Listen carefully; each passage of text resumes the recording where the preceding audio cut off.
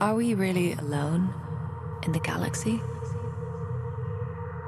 Infinite stars surround our world, and aeons ago, intelligent life must have emerged somewhere and slowly evolved into a spacefaring society.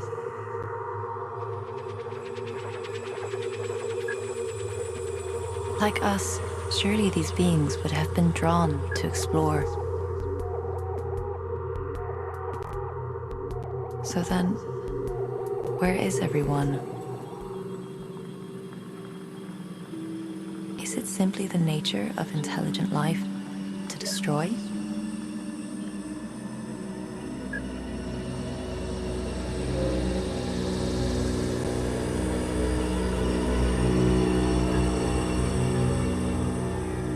And maybe the only signs of life they're able to send are in a brief window before that world perishes.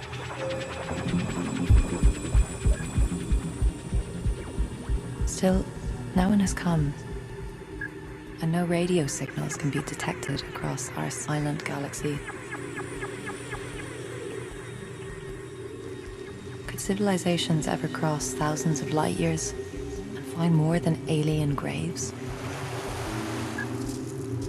Maybe it's just pure luck that greed or catastrophe have not yet ended our species.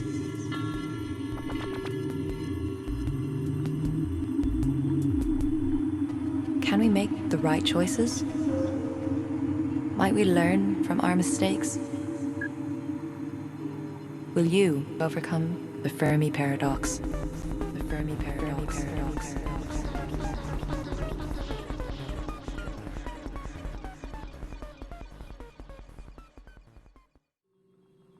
Welcome everyone, welcome to another video, and today we're taking a look at the early access title, The Fermi Paradox.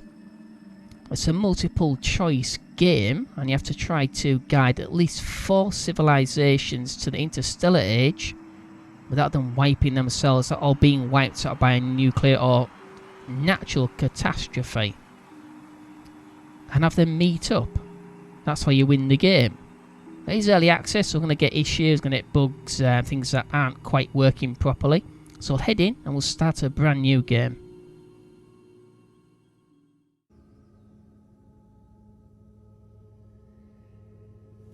Okay, so we have a choice. We'll play through the tutorial. It'll show the game off a little bit easier than me doing it for you. So you are the Galactic Gardener. Sapient life will evolve and prosper in our galaxy. Help these civilizations to grow and find each other in the vastness of space-time. But beware, sometimes you have to prevent them from destroying themselves or others. So we'll go through the tutorial. Only a handful of planets have optimum conditions for life to grow. Click on the star system to take a closer look. So it's this one. Okay, so these are synthesis flares. The game is always paused when flares are visible. Only if you collect one of these flares will space-time continue. So we shall choose the middle one. So we need to accumulate synthesis to make optimal choices in the future. So it costs you. It costs you synthesis points. You'll need to accumulate synthesis points to make optimal in the future. So we'll click on that. Sometimes you have to click on that. So a new civilization is born. With the passing of space-time, new civilization will emerge and existing ones will undergo major changes. Click on the button in the bottom right hand corner to start your first event. So it's an evolutionary event.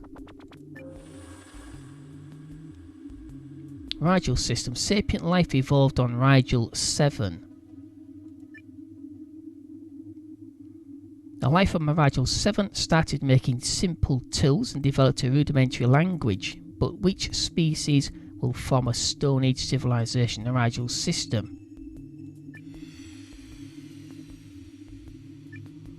The first of many decisions to come. Click on the options to see which species could populate this planet. So you get 3 choices.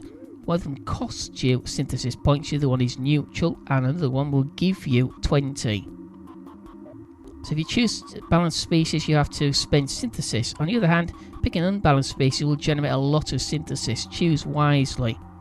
So click on the continue arrow to confirm your choice. So what we do, we can take a look at them first.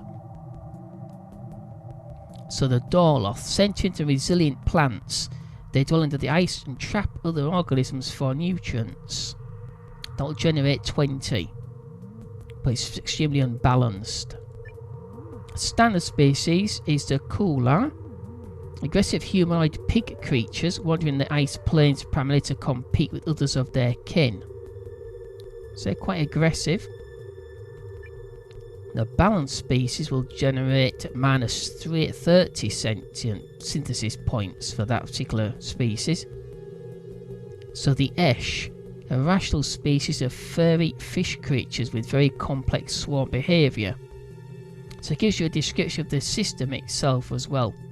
Rigel is a blue supergiant star, orbited by the ice planet Rigel 7 and 3 smaller stars in proximity. The chemical composition of the ice crystals on Rigel 7 gives the polar caps a greenish colour. From ice planet Rigel 7 has a rich diversity of resilient flora. Every animal on the planet develops some kind of fur, even the ocean fish we see down here from this. Even the ocean fish and the bird species have got fur instead of feathers. We're going to go with a standard species. The first civilization is born. This is your first sapient species in the galaxy. Take good care of them. Others will evolve at a later time. You as the Galactic Gardener will be responsible for them too. So we've got tech level population, resources, harm potential, so it's how many casualties if they do go to war. See, it's 200,000, 1.6 million right now. Growth is 6%. The 10% into the Stone Age. Once they get to the end, they'll get to the next age, which I believe is Bronze. Potential casualties, Dystopia and Utopia. So it's ethics. So people headed towards Utopia will handle future crises better than those approaching Dystopia. So whereas the civilization will be more stable towards Utopia and less stable when it goes to Dystopia, which are going to be able to go to war far more often. Less if they're going towards Utopia. They can run out of resources, scarcity in 6,189 years. That ends quite a few of your species, as you'll find. So look, more flares. You can choose different outcomes now. Conserve the natural resource of this planet, or generate some synthesis to use later, or increase consumption to gain more and more synthesis. Remember that the game is always paused when you collect flares, so you can take your time. Okay, so we've got resource positive, resource negative, and an unknown choice. We're going to go with resource positive.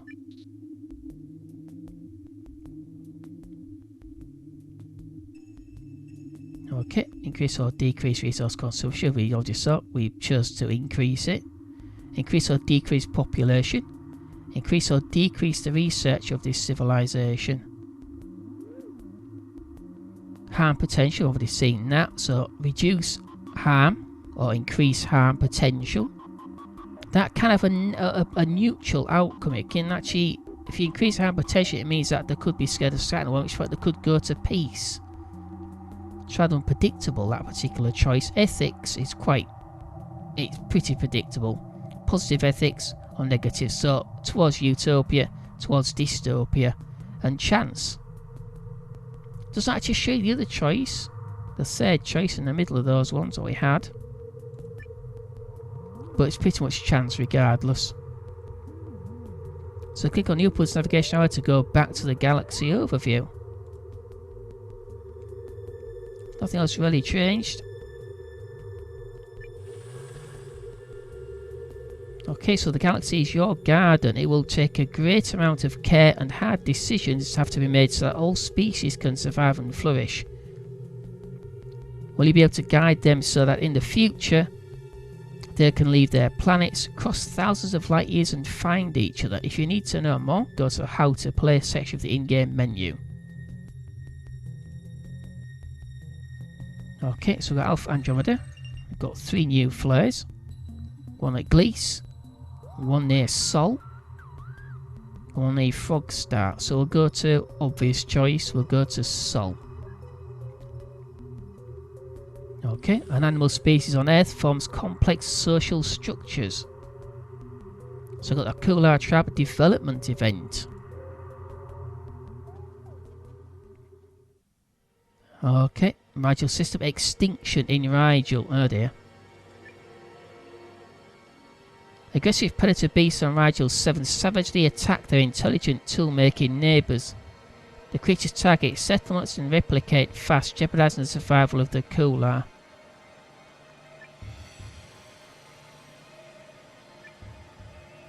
They've only just started off as well. So we've got 3 choices. Complete extinction. Sounds a bit cruel, but sometimes you have to generate synthesis when it's impossible to win. Or see this through the Fermi Paradox bottleneck. But I don't think this time we're going to spend 10 points to save the Kular. The Kular react quickly and defend their settlements by building complicated traps for the predators. So we've got 3 more choices. Choose the bottom one. On Rigel 7, the Kular civilization is born. So only got one actual outcome we know of, which is minus population. Question mark and question mark. Okay, take that. The Kular process Rigel 7's plant biomass into new materials. Kular establish a new tribe, so that's increase their population a little bit. 26% through the Stone Age, which will increase resource consumption. Exactly what I just said. Now, even though the increased resource consumption, they actually recovered a depleted region on Rigel 7 by Kular planters. So it's not always what you actually select as the outcome. A once powerful tribe falls on Rigel 7. Go for chance. The Kular found a promising new clan. 1.9 million. Push towards dystopia? No, I don't think we will. An influential Kular trapper chieftain rises to power on Rigel 7. Got 41% through the Stone Age, 2 million in population. 5,027 years before resource scarcity, 10.2%. So that's actually decreased, it's only 200,000, so that's not too bad. Rigel system growth in Rigel. Some Kular worship fertility deities in long rites that symbolise mating, motherhood and sexual fortitude. The elaborate rituals involve fruit and herbal infusion that arouse the libido, while drums beat stimulating rhythms and mating patterns dance in rapture through the night. The resulting wave of procreation could lead to a population surge on Rigel 7.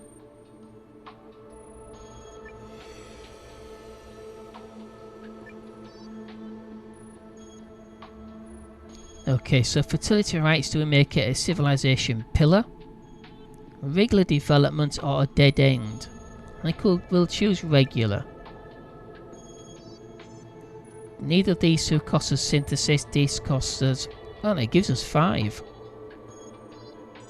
We'll choose the regular development. The rites give Kular a deep spiritual connection to their fertility, sex, pregnancy and birth are considered sacred. Okay.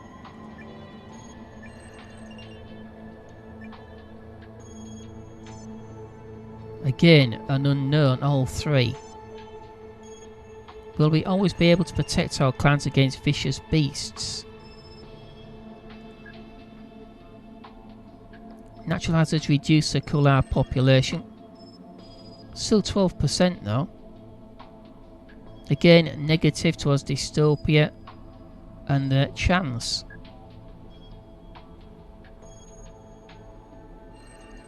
Natural hazards reduce the Kular population again. Okay, so we'll go to utopia, push them towards there. It's only 1%. The Kular composed an epic poem recounting their history. Oh, positive research. Okay. A remarkable wise person is celebrated on Rigel 7 for their contributions to Kular society. Dystopia or reduced population. We'll choose the unknown. Where will the gods lead us? Increase harm. Utopia or dystopia. We'll go to utopia.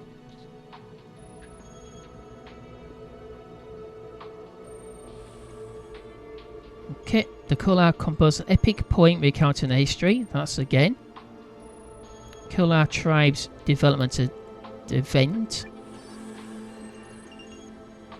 Rigel system of great war threatens Rigel. Competition over hunting grounds has turned the tribes of the Kular against each other. Barbaric leaders push to wipe out neighbouring tribes before they can do the same to them.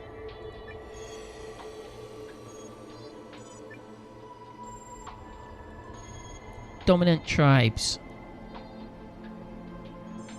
So we got a total one to generate 5 synthesis points, 600,000 casualties. Regular conflict, which will cost us 20 synthesis points, 200,000 casualties, or peace. A council of wise leaders from the weaker tribes peacefully settle the land disputes with the dominant tribes.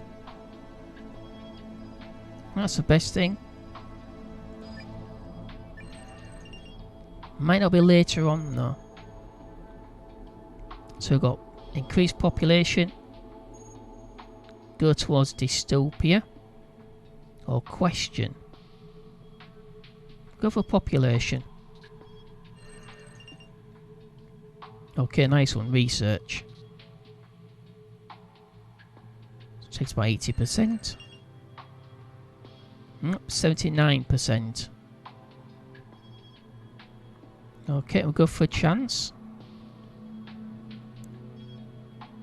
New type of stone club. Nice. Evolution event. So somewhere else we've got an event happening. Gliese system. Sapient life evolved on Gliese C. Okay, so a new civilization is born. A life form on Gliese C started making simple tools and developed a rudimentary language, but which species will form a Stone Age civilization in the Gliese system? You see the quote from Douglas Adams from a particular series of books. No doubt everyone knows about it. So many were increasingly of the opinion that they'd all made a big mistake in coming down from the trees in the first place.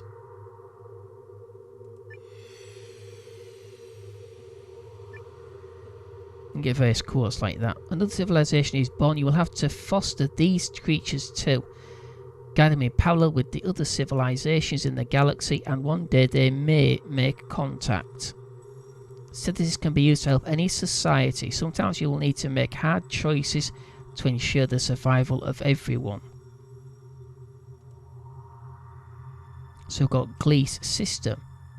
Again, we've got a choice of what sort of species you want to nurture. So the balanced species will cost us 20 points here. A standard will cost us 0. Unbalanced will generate 20. So Gliese is a red dwarf star, orbited by the desert planet Gliese C and various other rocky planets. The iron oxide in the atmosphere gives the rocky desert of the planet Gliese C a distinct reddish colour, so about like Mars. All animals on the surface carry additional water reservoirs in specialised organs, about like camels, so they can survive in the desert. Huge hypersaline lakes, sort of saltwater lakes, divide the land regions, and between their salt crystal shores, vast forests of transparent flowered trees are flourishing. transparent flower trees. Sounds weird. So I think this time we'll go for a balanced species. Okay, so we have a new civilization is born, the Prun. Peaceful observers, these gentle herds of four-eyed horse-like humanoids roam the wide rock deserts. Bit of a tongue twister that. Okay, so we're going to go for that. It's minus 20. So it'll cost us 20 points.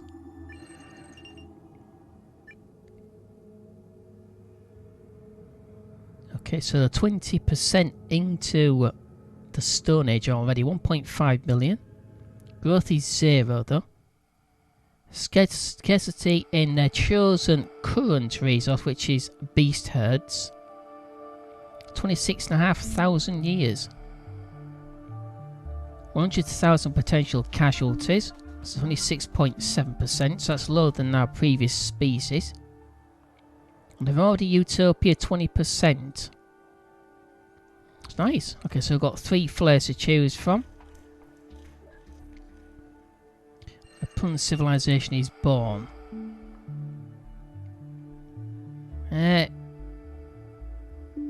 Again, if we choose that, it doesn't necessarily mean go towards destruct. It just means we reduce the Utopia down a few percent.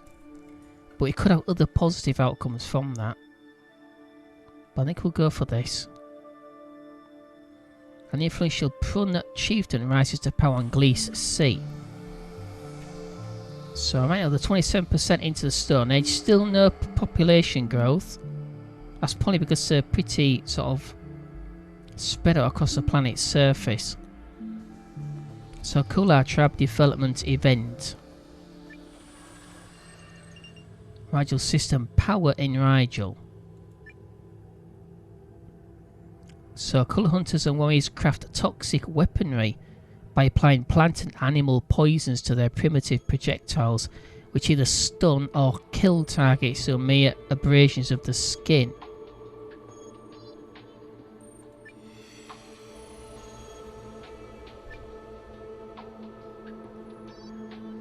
Okay, poisonous weapons. So we've got 3 choices. Prevention will cost us 10 synthesis. We've only got 30 left. Regular development or absolute power. So prevention stops them. Regular means just standard advancement through the tech. Or total war. Or absolute power at least. Poisonous weapons. Deep among patches of forest undergrowth, the Kular discover a spiked mushroom with paralysing properties for a vicious new breed of toxiferous warfare. We'll go for regular development, so Kular identify a tree with deadly fluorescent sap and poison berries. One we used puncture holes in its bark to lace their killing sticks with noxious ooze. That's about in keeping with what we've got, I suppose, what we had. Poison darts, things like that. Okay, so we've got 2 unknown and 1 chance. We'll go for the chance. Okay, so the growth is 14% again. Okay, we'll go for the unknown.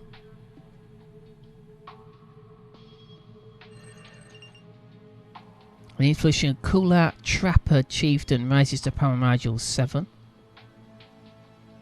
They're okay for resource, don't need to reduce the resource consumption, so we'll go for the chance. The Kular mourned the death of a beloved Trapper Chieftain, so he's rise to power and then he died. And 98% to the Stone Age, so they're about to go into the next age. So go for an unknown. Once powerful tribe falls on Rigel 7. So that's the Stone Age done with. So Kular tribe's new technological age. So they've reached the Bronze Age. In the Bronze Age, the Kular begin testing the limits of their planet's generosity by cultivating crops, raising animals for food, and clearing forests in order to build primitive cities. Early mining and metalworking skills allow them to craft better weapons and tools, and they'll learn how to document knowledge via written language.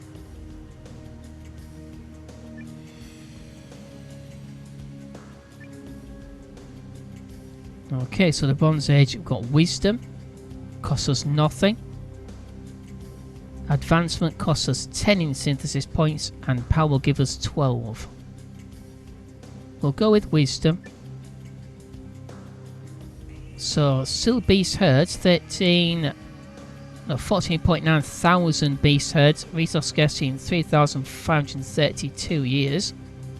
Still at 14% growth. Potential wars increased to 15.5%, which is 640,000. Still at 2% on Utopia. So we'll go with wisdom.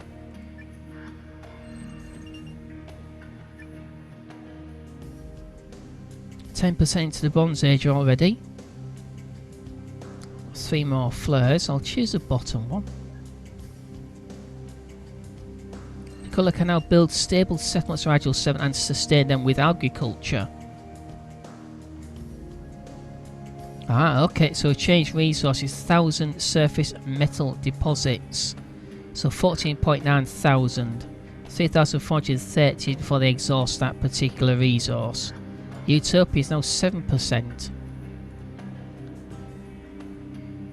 Positive technology provides the Kular access to minerals on the surface of Rigel 7, so I'll increase resource consumption. Strangely enough, it's actually increased how long it's going to last for. Strange. Increase population.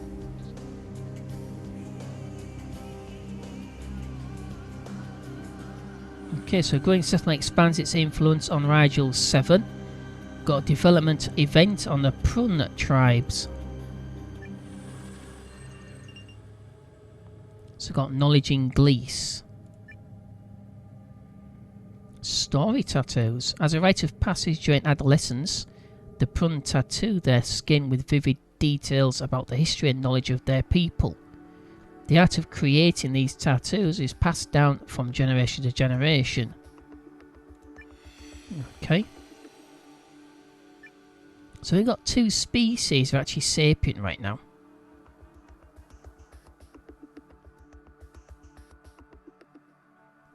So 72% through the Stone Age already. So they've actually overtaken, at the same level, 1.5 million. Our other species are only at about 20-30%. This is at 72%, so they've overtaken them. Okay, so we've got Civilization Pillar. So we choose what the story tattoos actually do for the society. So it can become a pillar, regular development, or a dead end. I think we're going to make it a dead end. It did here. They don't really tell a story in the matter, just for artistic interpretation, artistic expression, aren't they, really? They're not really about teaching us anything, so I think I'll make it a dead end and we'll get 7 synthesis points.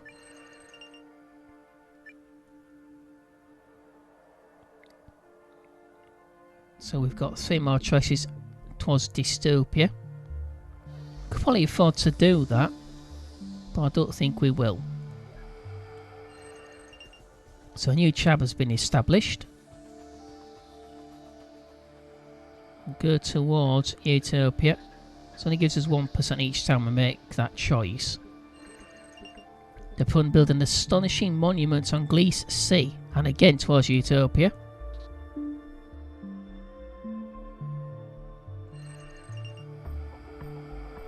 Okay, and again I think.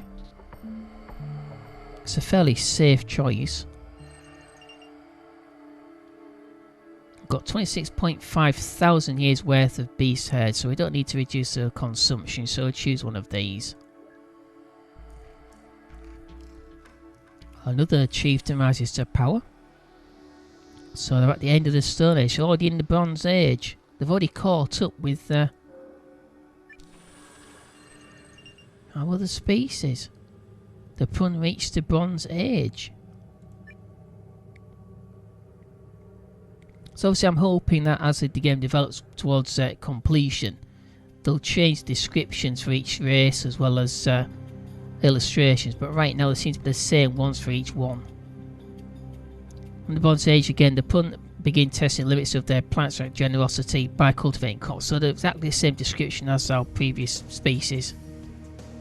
So reach agricultural age basically.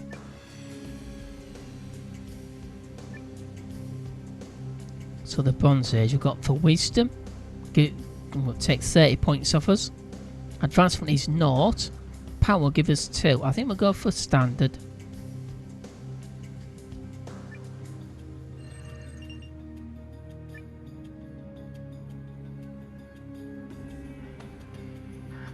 Okay, resource scarcity in 71.2 thousand years now. Wow. Okay, not much in the way of choice, all unknown. They're unable to build stable state settlements on Greece Sea and sustain them with agriculture.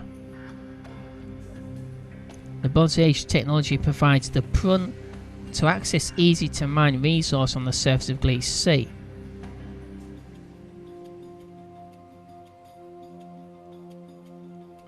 Don't think we need to do that, but we will do.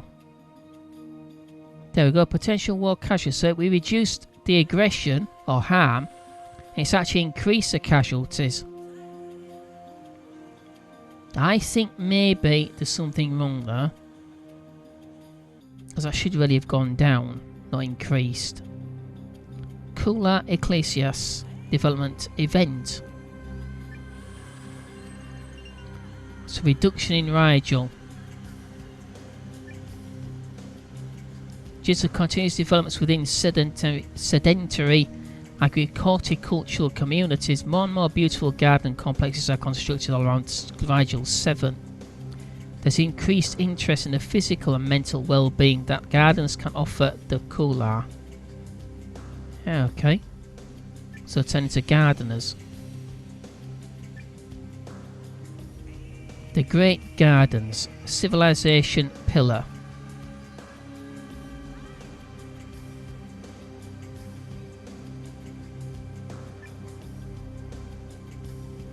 Okay, so gardens are seen as an essential part of any healthy society. Every settlement on Rigel 7 is now surrounded by extended, beautiful garden structures.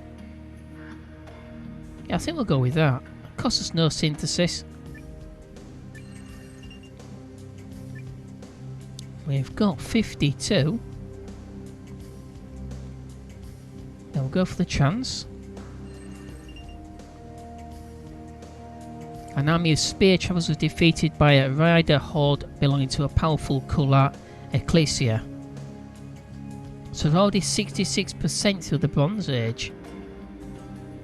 Not bad.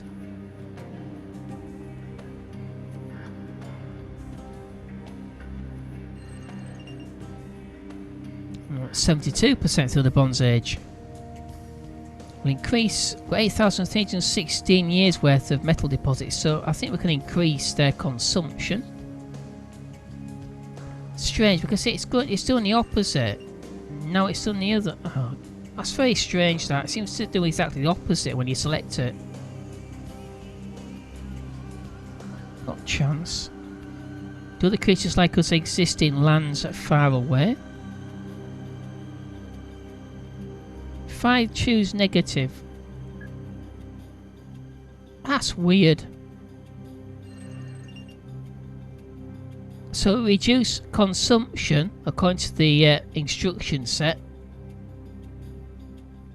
And yet somehow reduces the amount of time you've got with that particular resource.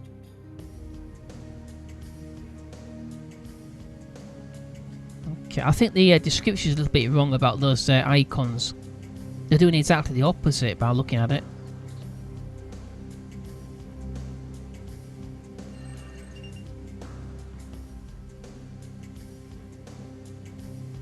Okay, so we've got 2 unknown and 1 reduces the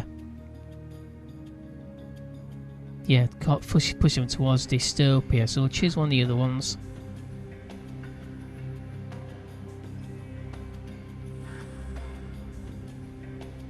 And I've reached the end of the Bronze Age already.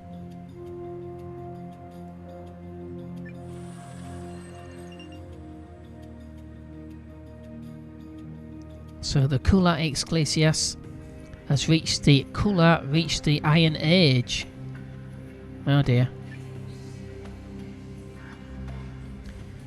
So we've got empires and trading states rise to power in the Iron Age. The metalworking Kular forged tools and developed the skills needed to create simple machinery, while expanding theological discourse could provide them with a sense of purpose and a moral compass. Organised religion also has the potential to bring about great atrocities. Well, we know about that.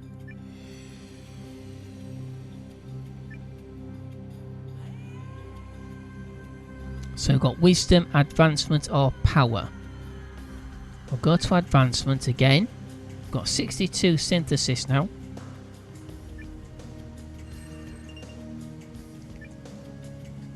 Another 3 unknown. Oh dear.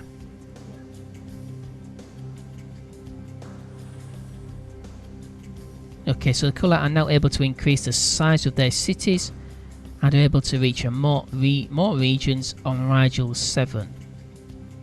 So we've got no percentage to the Iron Age, 12.1 million Kular, 22.2 thousand forest areas, which gives us 16.4 thousand years worth of resources.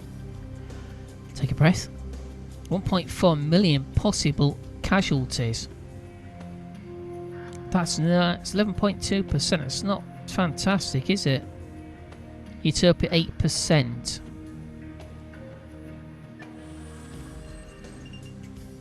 So visit the Prun realms. Injustice in Greece.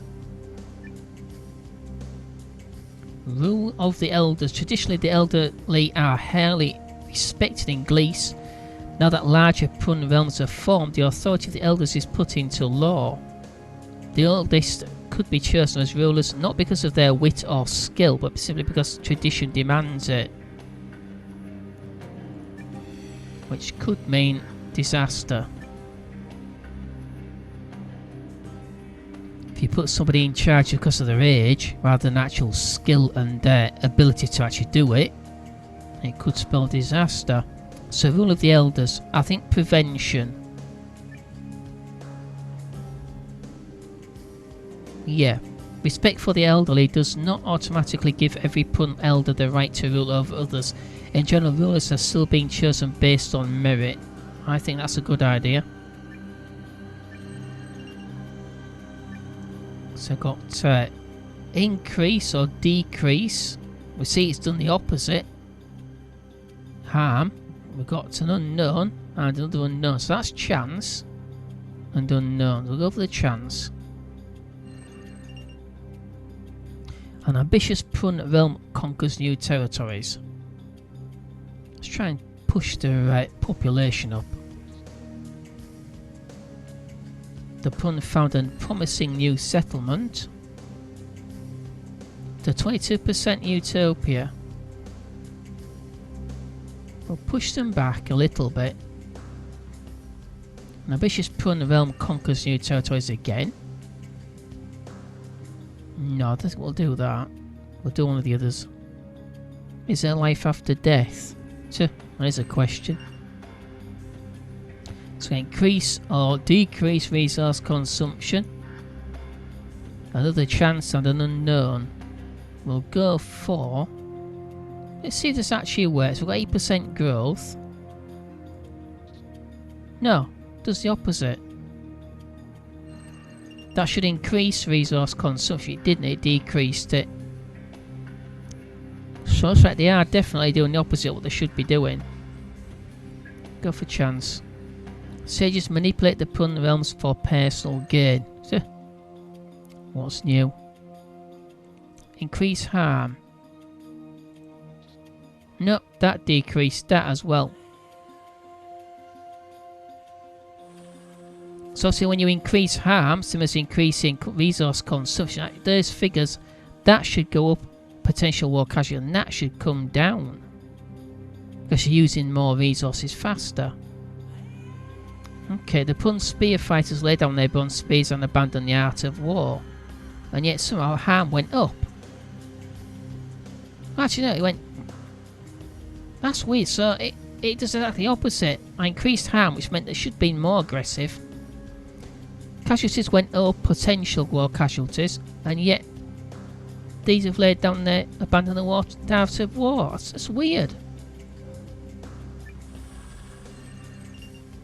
So it looks like those particular, at least those two choices do the opposite. Kular Kingdom's paradigm shift in Rigel.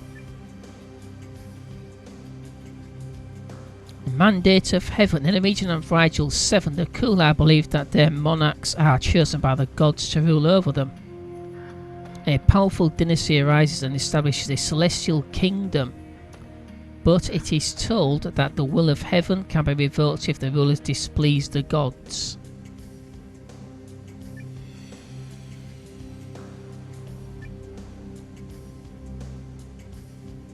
So got the mandate of heaven. 3 choices again. Cultural ascent will cost us 40 synthesis. Cultural expansion will cost us nothing, whereas cultural descent will give us 20. We'll go for standard. I think cultural expansion. The Celestial Empire expands all over Rigel 7. The belief that their domain should reach everything under the sky leads to exploration of many new cities.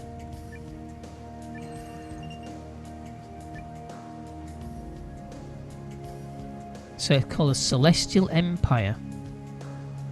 Okay. Dynamic technology let the Kular harvest biomass resources on the surface of Rigel 7. Compose an epic poem recounting their history.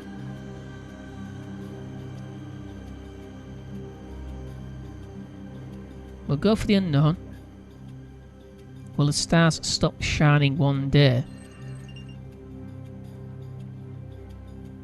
They'll stop shining, it won't be day, will it? Be night. Question. Kular uses scriptures to spread lies and superstition. We shall increase lethality, or their harm, which actually decreased it. That's weird.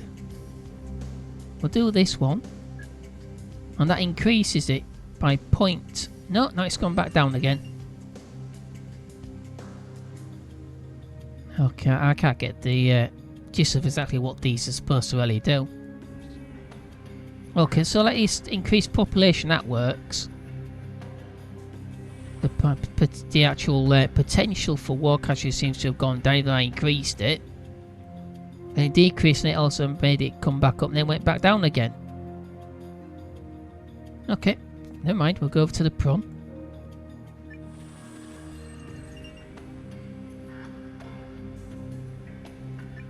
So we've got depopulation, mysterious infertility. On one fateful revolution of Gliese Sea, only very few offspring were born. The leading theory about how Prun life begins has to do with something magical that occurs during sexual intercourse.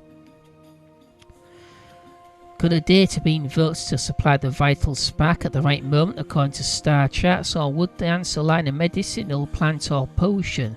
Perhaps consuming the reproductive organs of sacred animals could optimize the conditions for successful mating. The frightened and confused civilization turns to its sages for guidance. Okay. I suppose they are still quite primitive, so they've got no sort of real medical sort of answers to it. So 61% through the Bronze Age. God, there's still only 8% though. 3.1 million Prun. Scarcity, yeah, nearly 45,000 years, so we're not an issue there. Potential war casualties 7.4%, next to nothing, that's not too bad. 21% into Utopia. So we've got prevention, regular development, or massive depopulation, which we don't really want, so we'll go for this one. After a long phase of trial and error, the Prun believe that the divine curse is the cause of the... That doesn't sound very promising. Infertility crisis. However, methods based on this assumption don't always yield positive results. I'll just leave them just to develop for themselves.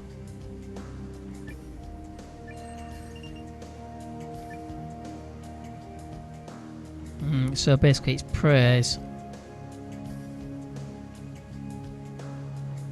Yeah, so basically it's malnourishment.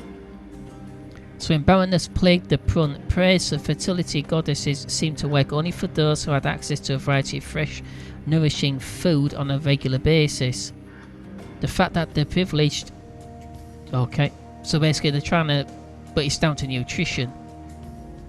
We shall have to push them into the next stage so they'll learn by their mistakes. It's only give us 2%, huh? 63% from 61.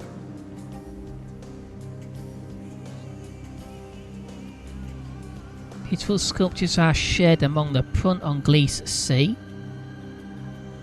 Let's increase their population. Try and get them to recover. Back up to half of what it was.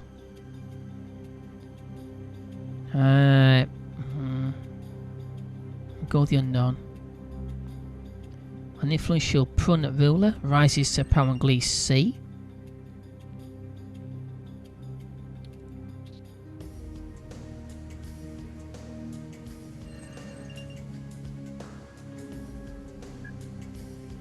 A massive flood drowns many Prun on Gliese Sea. That's good grief. That's halved us again from 4 down to 2%. Oh dear me. Let's go for this. Is there life after death? That question again. Evolution event. Okay, so that's a third species, hopefully. Somewhere in the galaxy. But still nothing on Sol. Or in Sol. So we've got Tau Ceti system. Now sapient life evolved on Tau Ceti 3. A new civilization is born. A life form on Tau Ceti 3 started making simple tools and developed a rudimentary language. But which species will form a Stone Age civilization in the Tau Ceti system?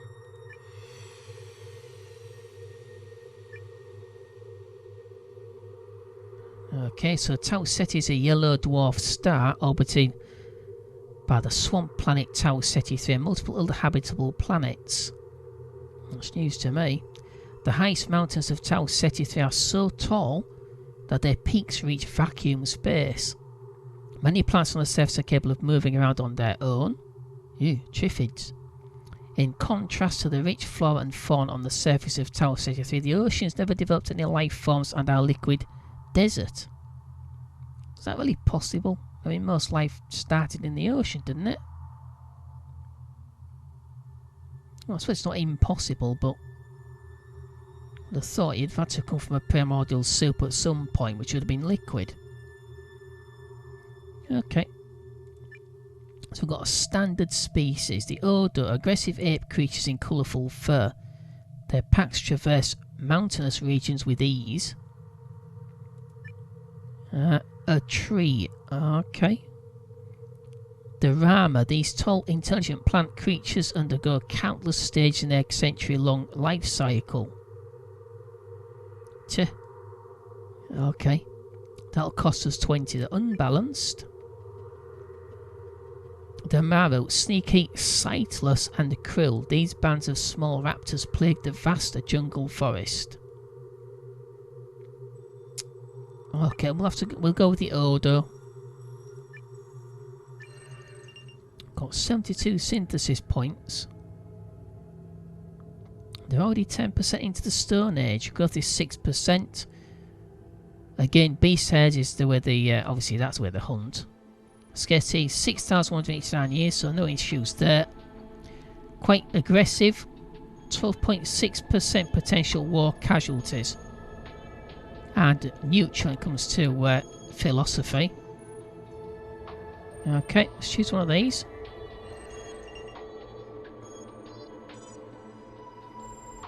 On Tau Ceti 3, the Odo civilization is born. Let's increase the population. Increase their percentage growth, I should say. The Odo found a promising new clan. Okay, so I have to leave these alone. So it's back to the Kular Celestial Empires.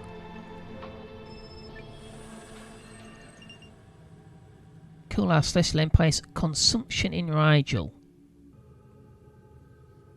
The hunting guilds. Okay. Due to sophisticated traps and bows, the hunting of wild animals becomes much easier. Being a hunter turns into a lucrative profession, and the guild system is formed in the big cities of Rigel 7.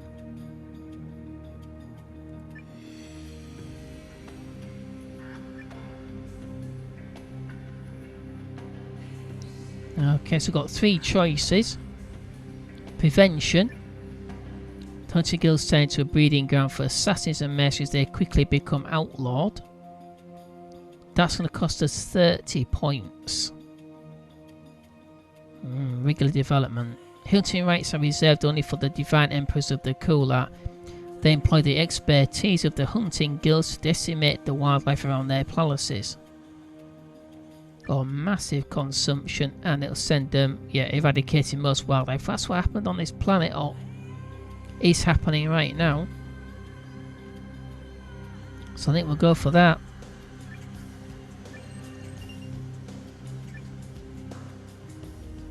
So Hunter is an honorary title among the Kular, even though their professions died out with the eradication of all wild beasts. The skills attributed to the hunters have risen to mythical proportions. Okay, so those skills only passed down to their offspring now. So that's killed that off. And all we've got is negatives. We've got negative population, negative in harm, which we've seen does exactly the opposite, and negative in wisdom. We'll go for this. Yep, increase it by 0.2%. Okay, let's go for Utopia. 126.4 million. They're 50% through the Iron Age already. Now 52%. 140.5 million. 10% Utopia. Increased oh wow. Well, that happened a bit quickly. Resource scarcity in 101 years, just over a century. So we are approaching a Fermi bottleneck. They could run out of resource before they get to the next age. 93, 85, 78 years. If I click on that, it should increase how many we've got, how long we have, but it didn't.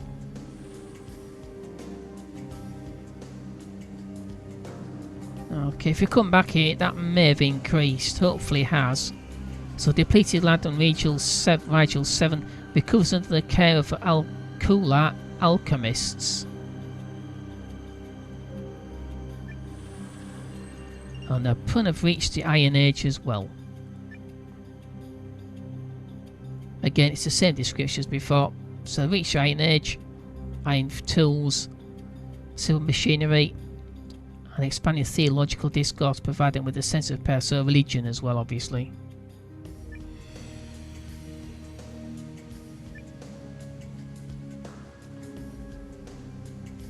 So we've got power. I mean, that'd be quite. It'd probably be quite safe to push the Prun into power and get 15 points, because they're pretty peaceful anyway. So I think we'll do that. You've got to have authority, as people just do what they like.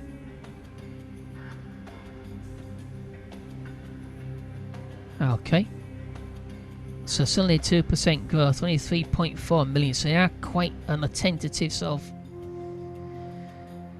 They're right on the edge of a bottleneck for population, so they could go extinct.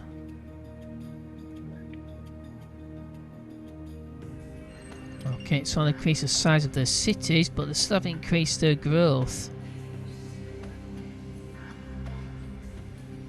Harvest the biomass resource on the surface of Gliese Sea, which already been able to do anywhere.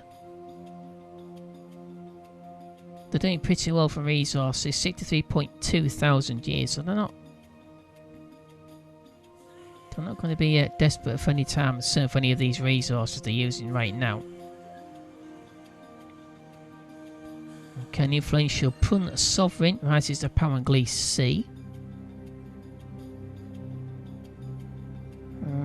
We'll push them to use more resources, which should do the opposite, as we already seen. Yep. So it's increased that to 68.5 thousand years. It's okay. So alchemists have once again recovered another area of Gliese Sea. Order Tribe's development event. Enlightenment in Tau Ceti. Nice. So the gathering of storytellers. The tribes of the Ordo are sending their greatest storytellers to the most significant gathering of the current age. Will they challenge the accepted ideas of tribal survivalism? Will the outcome be progressive for the Ordo civilization or just insignificant? So we have to make that choice.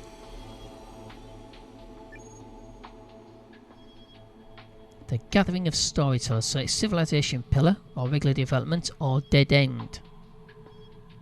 We'll go for what doesn't cost us anything.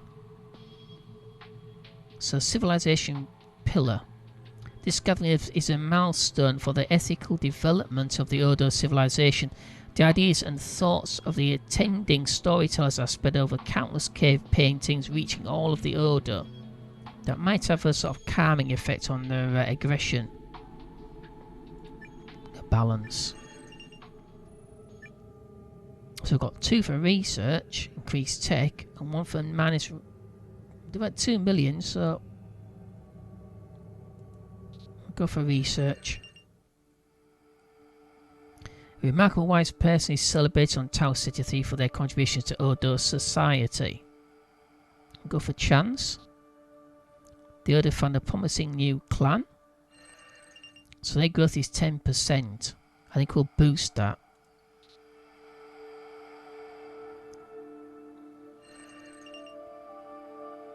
Oh, I did. I had the opposite effect. So now they're wandering about by themselves.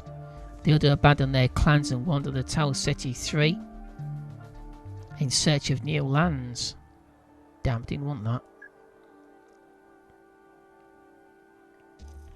A powerful new hunting band is formed on Tau Ceti 3. Do the spirits look on us with kindness? Push it towards there. To 21% utopia. It's a big jump, wasn't it? Let's increase harm, which will do the opposite. Ordo club wielders lay down their stone clubs and abandoned the art of war. Yet it should have done the opposite. It's weird. So go over to the Kular. So we'll leave the Ordo 74% into the Stone Age already. 12% growth. That's pretty good. Just over 3 millennia's worth of beast herds. 6.8% which came down, and 21% into utopia. That's not too bad.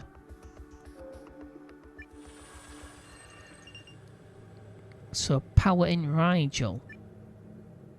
Well, crossbow mastery, nice. Handheld ranged weapons capable of penetrating heavy armour invented by the Kular. These crossbow weapons allow unskilled soldiers to wield powerful ranged weapons without the dedicated training needed for traditional archery.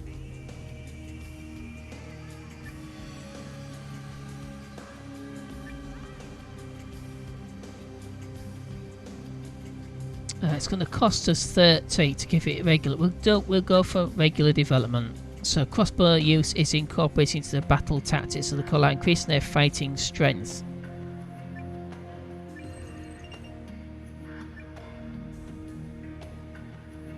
So I've only got 88 synthesis points again. 71% through the Iron Age. 217.4 million. Potential war casualty only 4.6%. It's not bad. So go for chance. Cool agriculture production exhausts a large land on Rigel 7. Oh my god, 4 years. Oh dear.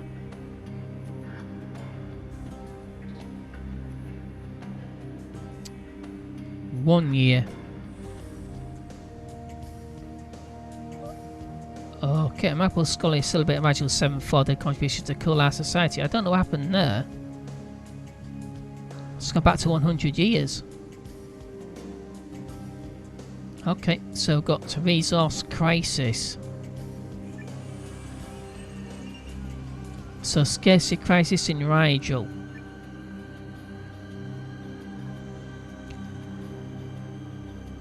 Yeah, I was afraid of this. So forest areas are becoming scarce in the Rigel system. The effects of ancient imperialism brought the Kular civilization to a breaking point. While they are dealing with the resource scarcity, will the celestial empires find ways to prevent the complete exhaustion of their environment, or will they turn against each other?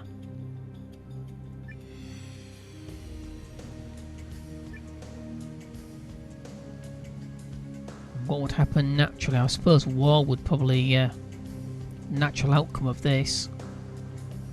We've got precaution, crisis which costs us 10, and war which will give us 20. I think war.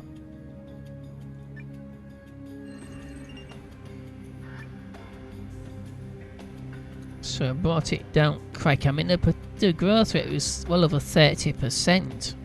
Resource exhaustion 80 years. Well, 74%. We'll go for an unknown. So are there beings like us outside of our world?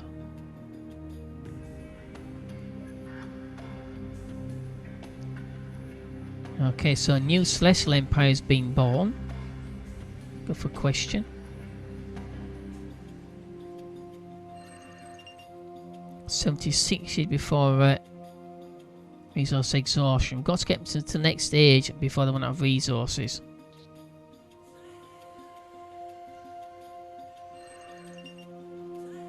Okay, we're 80%. I'd rather not increase lethality, but I'll increase harm. The Imperial Priests of Rigel 7 inspired the Kular to live peacefully. Yeah, we're not going to increase the population, definitely not.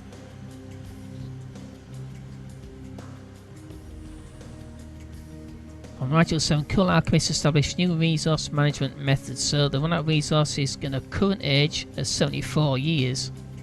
They're 83% through the age. Odo trials new technological age. Okay. So the Odo have now reached the Bronze Age.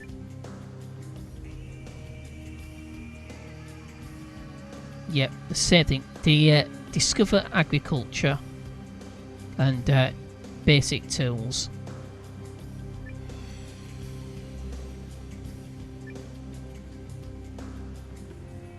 The Bronze Age. We'll go for power again. Just like before.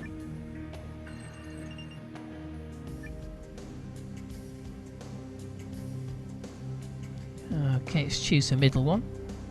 The other are now able to build stable settlements on South Seti 3 and sustain them with agriculture. Oh, okay, so we're going to go over to the Prun. Growth in Greece. Having reached far-flung shores on ocean-going vessels, Prun sailors begin to settle on distant continents. Trade routes open up between these remote colonies and their homelands, bringing exotic goods to markets hungry for new products. So that's the simple naval exploration. Okay, we'll go for civilization pillar. Trade is a pillar of civilization.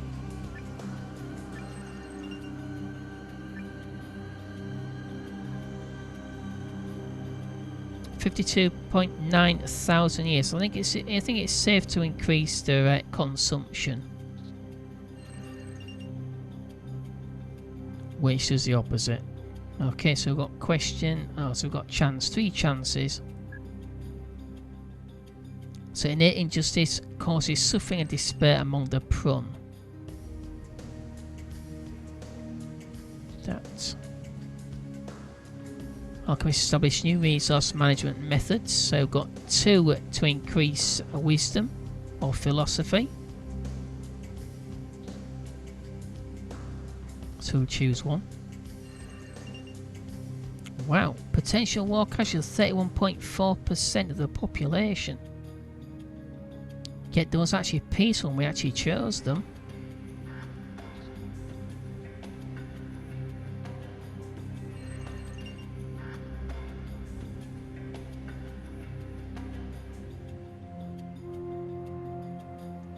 Okay, it's got 28% through the Iron Age, 14% growth again, 52.2 thousand years worth of resources, 30% potential war casualties and 17% utopia. 25.5 million, so I've got a huge population.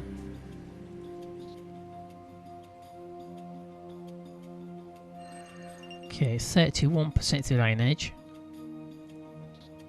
Let's push that.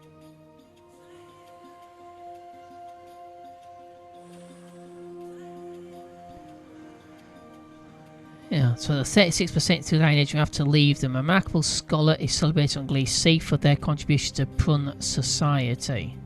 So we've got to go over to the Kular. So Nigel in Rigel. Knowledge. Nigel in Rigel? Nigel in Rigel, there we go. Knowledge in Rigel. Get it right in a second. So great libraries that to preserve their knowledge gathered through the ages, Kular erect magnificent libraries in their major imperial cities. Valuable books and manuscripts are painstakingly transcribed and ancient scrolls are preserved in these hallowed halls. The contents of the great libraries range from religious manuscripts to mathematical treatises, with some mystical tomes even transcending distinct genres.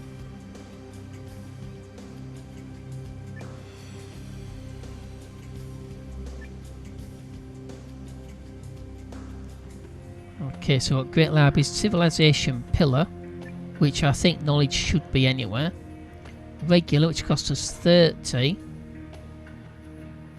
Or give us 10 if we choose Dead End. No, I don't think knowledge should be a dead end. So choose Civilisation Pillar. Into the next age. Pretty damn convincingly there as well. 5.3 potential war casualty, which is a fraction of the population. So we'll go with unknown. A growing library city expands its influence on Rigel 7. Increase research.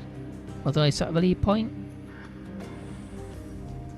Yeah, I think that was a waste because it's already at 100%. When we jump into the next stage, hopefully it gives us that, like a starting sort of kick-start in the next stage.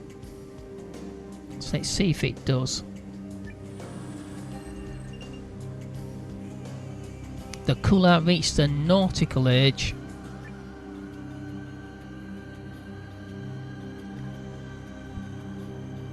Okay, the Kular developed vessels capable of exploring the farthest corners of their planet.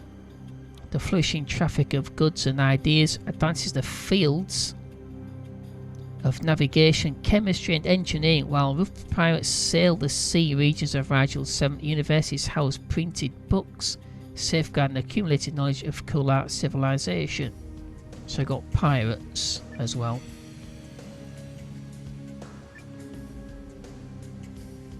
It's got the nautical edge, wisdom, advancement or power.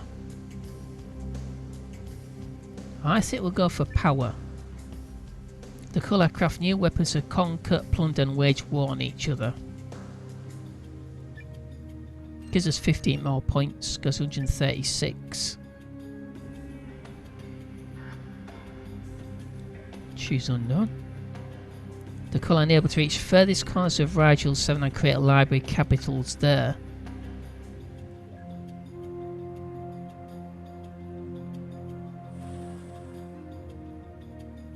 Yep, 97 years before resource exhaustion.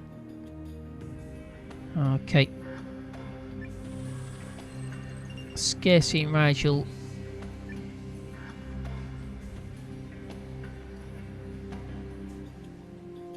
Ore scarcity. Ore veins becoming scarce in the Rigel system. I won't say Rigel system, it's Rigel 7, it's only one planet. The effects of Wood Wars... Wood War? Okay, Wood War. Okay, you one on me. Brought the Kular civilization breaking point. While they are dealing with the resource scarcity, will the celestial reaches find ways to prevent the complete exhaustion of their environment, or will they turn against each other?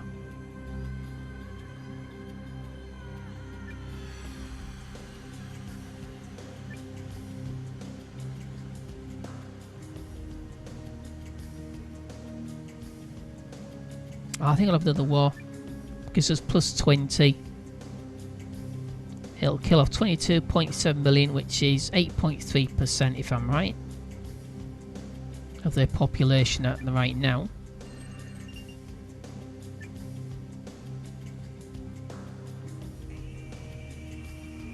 It's still 81 years before I run out of resources, and there's only 6% into the nautical age.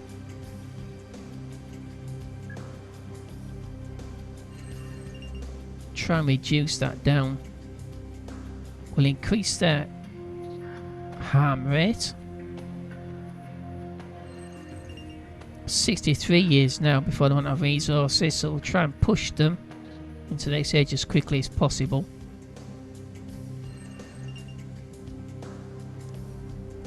Okay, they call him on the death of a beloved divine potentate.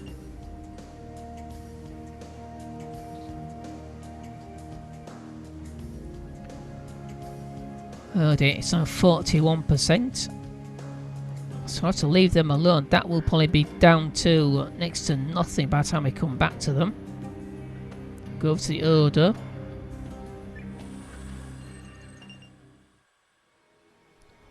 Other regions, we have extinction in Tau Ceti.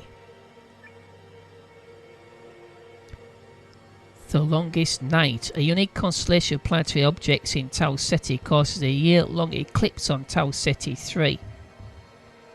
In the absence of warmth and light, food becomes scarce and Yoda endure brutal hardships in the unrelenting darkness. Many begin to wonder whether the day will ever return.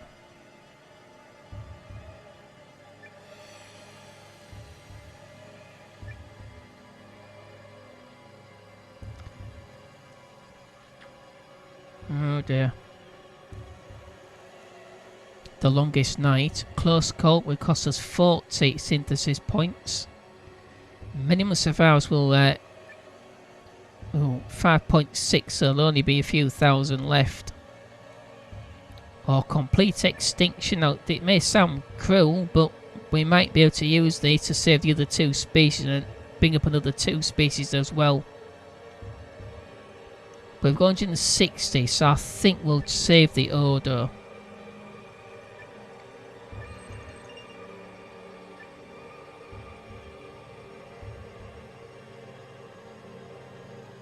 Okay, so the year-long eclipse affecting Tau Ceti 3 had been foreseen.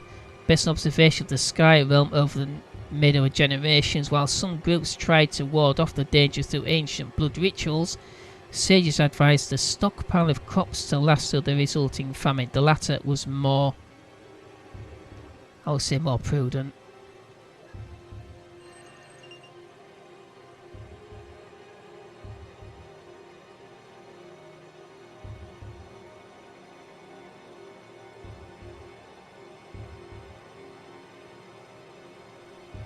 Okay, so the Bronze Age technology provides the order to access easy-to-mine resources on the surface of Tau Ceti 3. There's only 5.9 million, 32% through the Bronze Age. Are the gods watching us? We've got 2 for minus on population.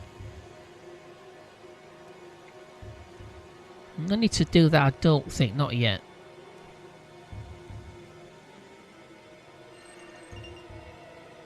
Got 2 quite close here. Sometimes some of these flares can overlap each other and they're quite hard to select one or the other. So we'll go with chance. Do the creatures like us exist in lands far away? Will increase the population, I think, or population growth.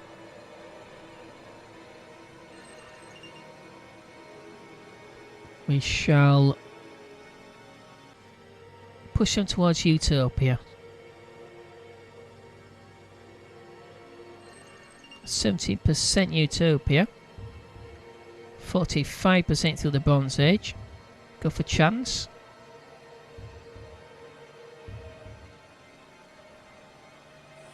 %47% now. So let's leave these alone. Go to the Prun Domains development event. But they're not too bad. So the other are doing okay now. Depopulation in Greece. Never rains, but it pours. Oh, feudal serfdom. Through force or necessity, most Prun become serfs to their local landowners. The life of a serf is cruel and short, requiring hard labour for their masters in exchange for protection and a small plot of land to maintain their own subsistence. So that's feudal system. It seems to sort of push all civilizations in the same sort of direction, or the same potential direction as here on Earth. Would that really be the case? I suppose it would be. You get dominant parts of the same species, I suppose. Okay, so right now that's 74% through the Iron Age, 14% growth. Resource scarcity in 30.7 thousand years. 16% potential war casualties and 17% utopia. We'll go with regular development. As more Prun die due to the cruel condition of serfdom, feudal landowners slightly reduce the demands on their workers to get a few more years out of them. Also might cause a revolution. Chop some heads off. Okay, so we're pushing research. 76%. Oh dear. It's got two negatives, or that's not really a negative. Well, technically actually is. An army of sword fighters was defeated by a knight regiment of a powerful Prun domain. Go for chance. So feudal serfdom reduces the Prun population. 10.3 million. Growth is 6%. We'll boost that back up to 8% again. 88% through the Iron Age. An influential Prun sovereign rises to power in Greece C. Population again up to 10%. That's nice. 22.9 thousand years for resource scarcity. We'll go again.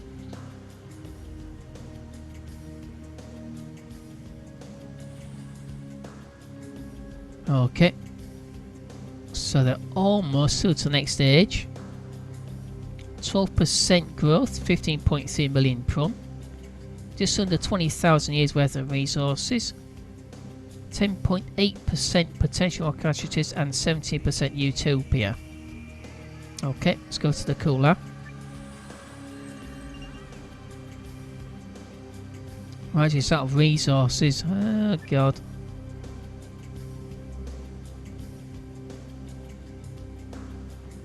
Oh dear. Exhaustion of all veins.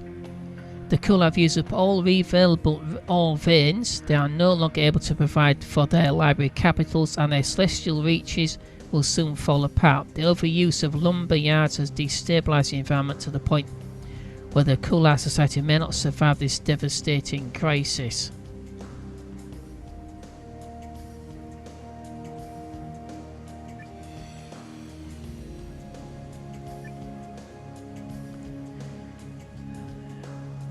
Okay, so we've got three choices ranging from regress, chance of turning 52% Kular ethic value. We've got collapse, chance of total carrying 61% Kular ethic and harm value, or complete extinction. I've already done that once. I'm not going to do it again. We shall go for collapse.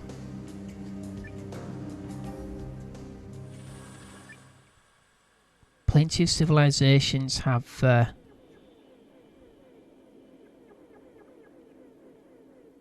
collapsed. So last signals from Rigel.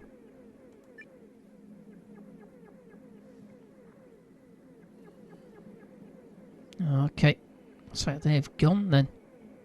There may still be some of them around. The end is near. The society of the Kular is collapsing after their environment was destroyed by ore wars. Without any ore veins, the Kular cannot maintain their library capitals, but a group of imperial thinkers and librarians will try to achieve a final project. They want to send the history of their dying people into all corners of the galaxy.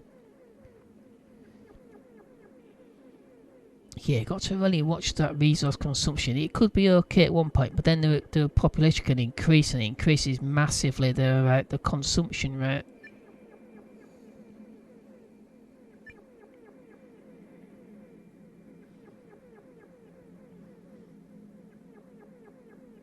So, hope.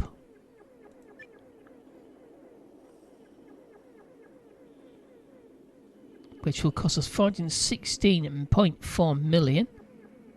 Which means only be a few thousand. Well, a few million actually. Nautical Age is 80% through. Ah, damn it. Almost got to the next stage.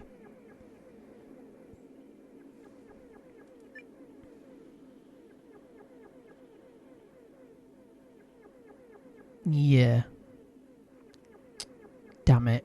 I've only got 3 choices. Oh, total extinction. So we've got hope. The last message of the Kular. The group of imperial thinkers and librarians managed to get hold of the last functional academics and send strong signals in all directions of the galaxy.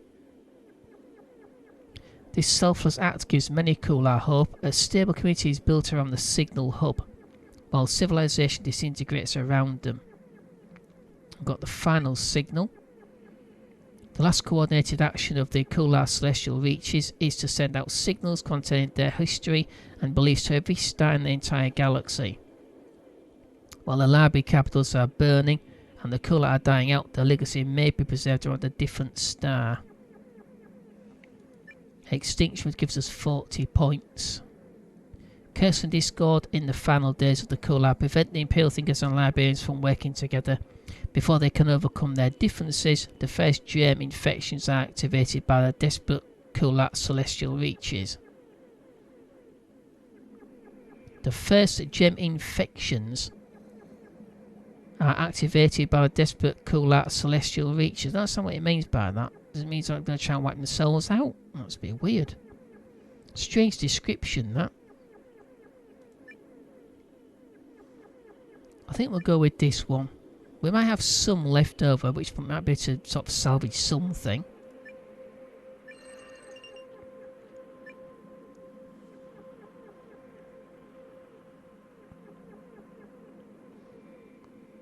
Back down to just under 22 million.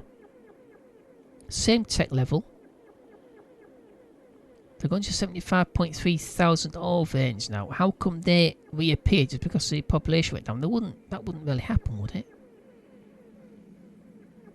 Okay, let's boost their population again. 28%. A growing library capital expands the influence on Rigel 7. So back in the running. Huge population reduction, but that has happened in Earth's history. So go over to the order. We'll leave the Kular behind. Peridium shift in Tau Ceti. The assumptions of fair city-states, enlightened thinkers argue that their governance should be given to philosopher monarchs. These benevolent leaders with absolute power should rule the state like a skilled and professional captain commands a ship sailing the sea regions of Tau Ceti 3. They posit that in order to reach the tranquil waters of peace and prosperity, a wise navigator must interpret the ethical star map for the Ordo to follow.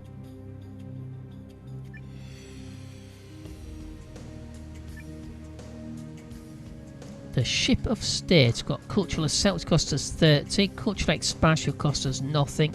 And we'll get 20 if we select cultural descent.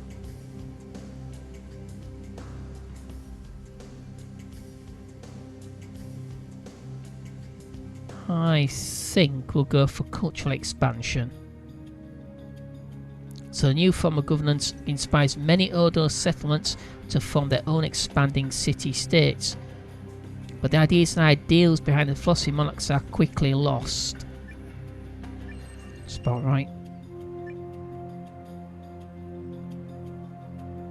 62% of the Bronze Age, and we've got 304 years before resource scarcity hits the Odo. Go for chance.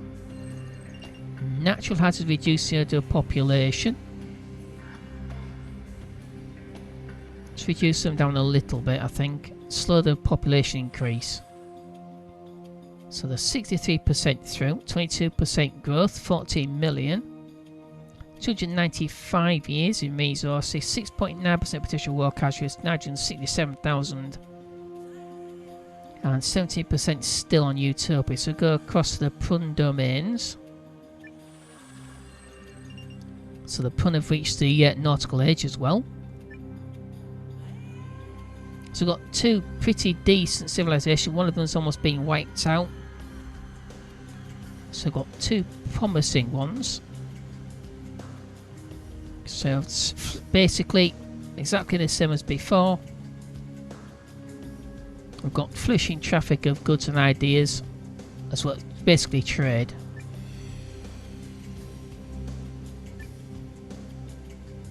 The nautical age, we'll go with wisdom for the Prun.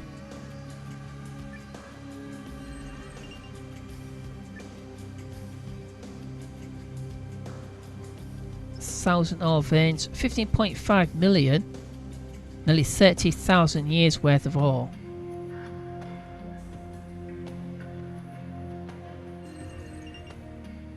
So starting to spread about the entire surface of the planet. 13% nautical age. We can gather minerals, mineral and biomass resources on all lands and masses of Gliese Sea.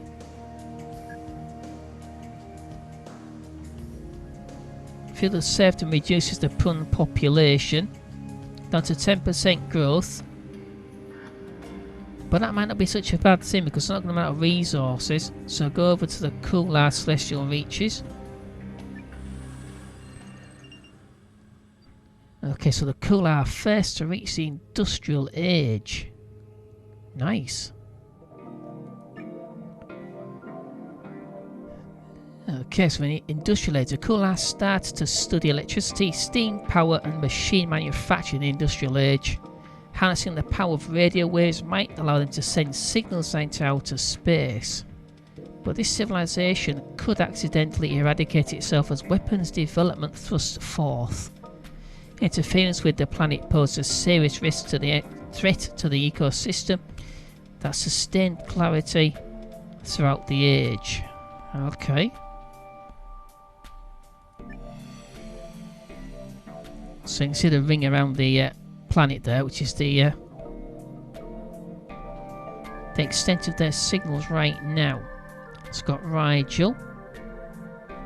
We've got three possible choices: wisdom, advancement, and power. We'll go for wisdom, I think. Okay, so this age sees an explosion in the Kular potential for telecommunication via radio waves. Mass-produced goods, including new medicine, could improve the lives of many.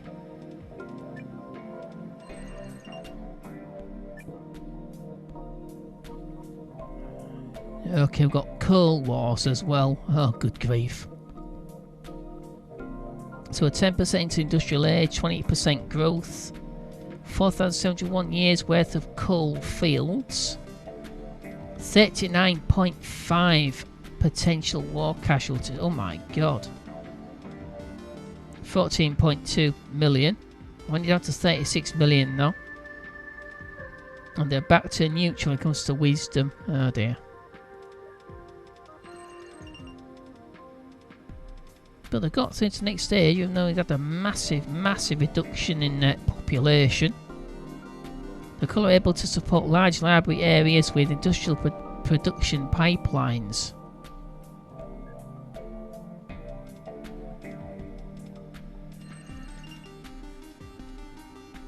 Okay, so they've got access to fossil fuels and mineral resources deep under the surface of Rigel 7.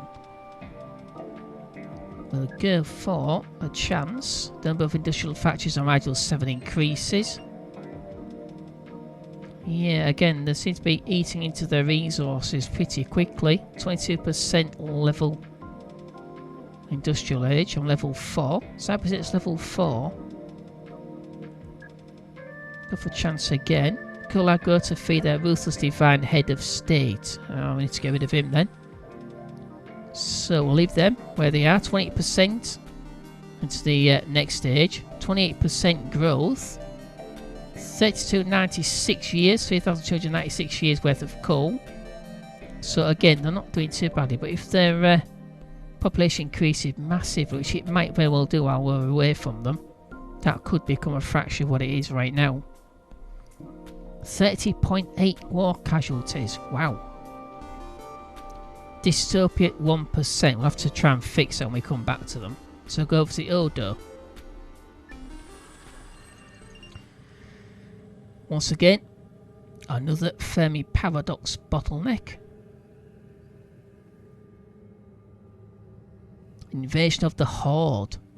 Barbarian tribes of the Odo rallied together, forming a huge army of riders. The momentum from this fearsome horde sparks an age of conquest and bloodshed on Tau Ceti 3. Well, just like the Hun, quote just down here, from Callinicus, 4th century CE. Right, yeah, everything goes around. Every species has its trials and tribulations. Invasion of the Horde, so we've got peace, which will cost us 20. Regular conflict, again, nothing. Or total war. There are only 20 million, so I think we'll go for a regular conflict. 977,200 casualties. But through war, you learn how to make peace. Resource scarcity in just over a century now. That's 78%. We've got to try and push them into the next stage. Okay, we'll choose this. 82, 83%, 96 years before resource exhaustion. An inflation Odo lady rises to power on Tau Ceti 3. We'll go for research again. Can we push me to the next stage before they run out of resources? 95%, 61 years worth of resources left. Yes. Yes, we have. Nice. So remarkable sages celebrated on Tau Ceti 3 for their contributions to Odo society. So new technology has been unlocked. So I got to Iron Age. Again, Iron Age, same description as before. So again, forged tools, iron tools, and skills needed to create simple machinery, expanding theological discourse so that religion starts to take hold as well.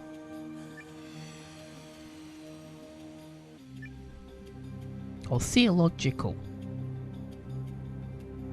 Growth is 16%. Again, metal deposits, 147 years, not great deal. 9.7% of the population would be killed if an all-out war was to occur. 12% utopia. What does that give us? An epic dynasty wars. Odo iterate siege weapons against the well-fortified castles of their foes. I think that would probably be okay.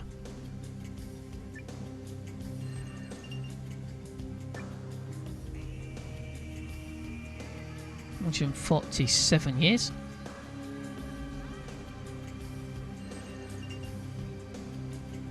The other are now able to increase the size of their cities and are able to reach more regions on Tau Ceti 3.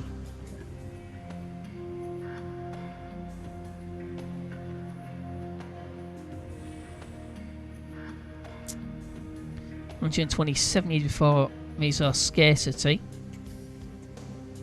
We're only 2% into the next age, so they could be increased by the time we come back to them. But we'll go to the Prun assembly development event. So we've got reduction in Gliese. Telegraphic network. Telegraphic network spanning the entire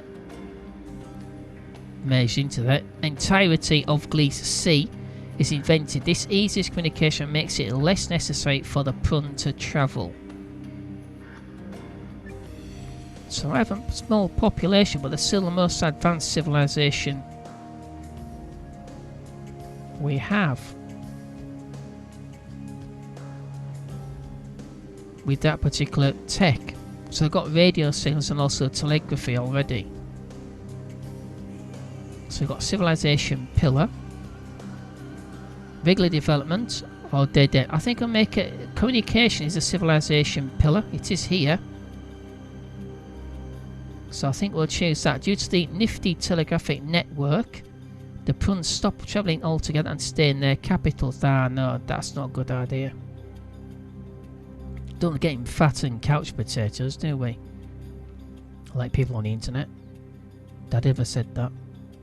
There are some corners of Gliese C that the telegraphic network cannot reach. These areas stay part of a smaller network of harbours. Make it a dead end. It's all that material assemblies who use it to manipulate masses and deceive the Prun. No, we don't want that. Okay, we go for regular development. It's got 2 chances and an unknown. The 67% through the nautical age. We'll push them a little bit further. I think it's safe to increase their population rate.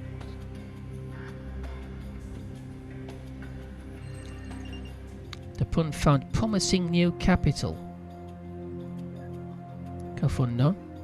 The Prun mourn the death of a beloved senator. 76% through the nautical age. Go for chance. The Prun create a network of simple roads to connect of Gliese C's capitals. Don't make sense, that. Go for chance again. A battle over an important Prun capital was won by an army of musketeers. Ah, was the 3 of them. Is there life after death? That question again. 28.1 thousand years worth of resources. So they've got all veins. We'll go for chance again. Prun musketeers lay down their gunpowder muskets and abandon the art of war.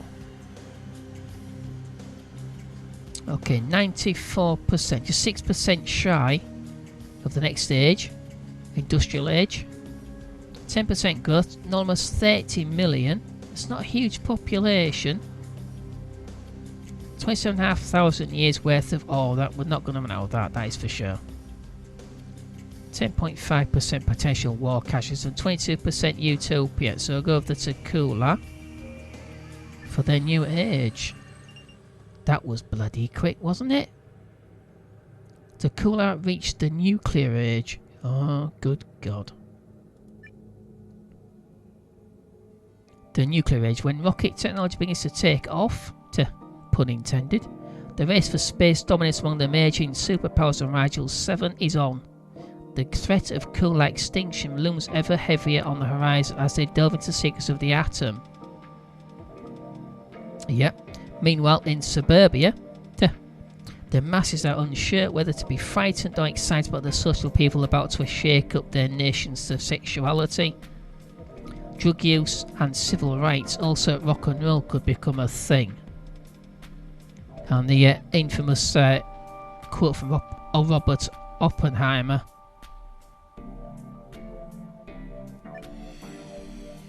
As a warning about nuclear power.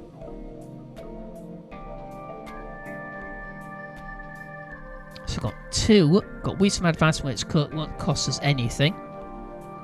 And power. Heading further down the warpath, the Kular can expect to see assault rifles, jet fighters, and napalm, not to mention the mother of all bombs. Yeah, that one. They've already wiped themselves out once before, so we'll go for that. The plutonium wars during the Kular Nuclear Age were a period of deadly conflict over the remaining radioactive deposits of Rigel. Okay.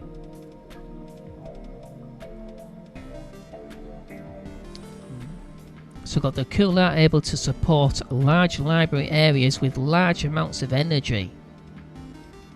Only 1% to nuclear age, 29% or 28% growth. The 1300 years worth of radioactive deposits. They're not going to run out of those anytime soon unless their population continues to grow at this rate. If it does, they could very well run out of this. 30.5% of their population could be wiped out by a war. 6% dystopia. That's not good.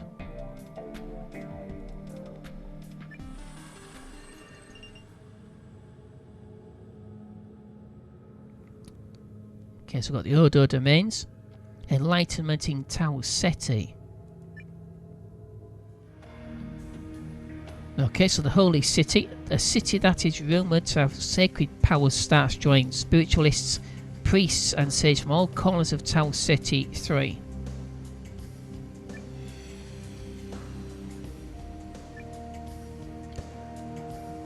So we've got the Holy City does become a civilization pillar. Regular development or dead end? I'll say a dead end. Gives us 12 synthesis points. The Odos start to worship the city itself and not the teaching of the inhabitants. That sounds about right. Zealots conquer the place and slowly the city loses its appeal to the masses.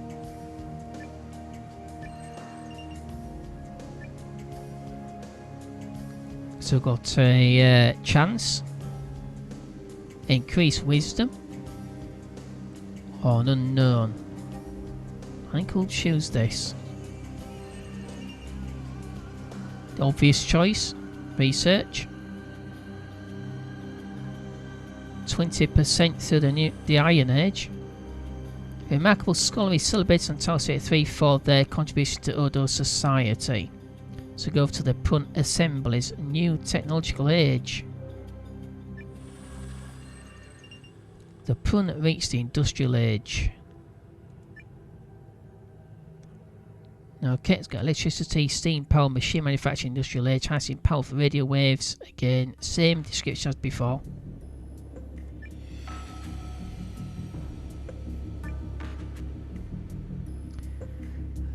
Okay, so wisdom, advancement or power.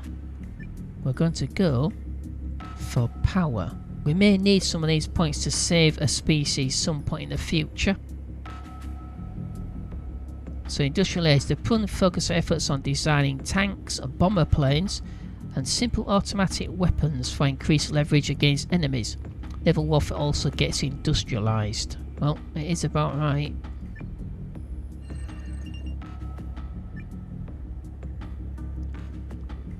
Okay, so we've got 0% industrial age, 10% growth, still a very small population. 39 point, just under 40,000 years worth of coal. 35.6 potential war cash, that's a huge percentage. 70% utopia. Of course, increased power means increased technology, also means higher potential war cash. It doesn't mean they will go to war if they stay heading towards utopia. Okay. Again, access to fossil fuels and mineral resources deep under the surface of Gliese.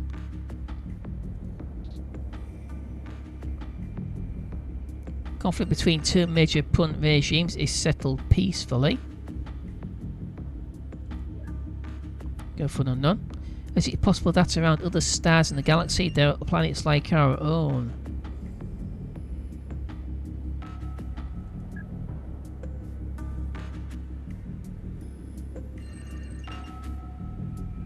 Okay, the obvious. Or is it? Should we increase population? No, I think we'll go for tech. The Prun mourn the death of a great scientist who leaves behind an important scientific life work.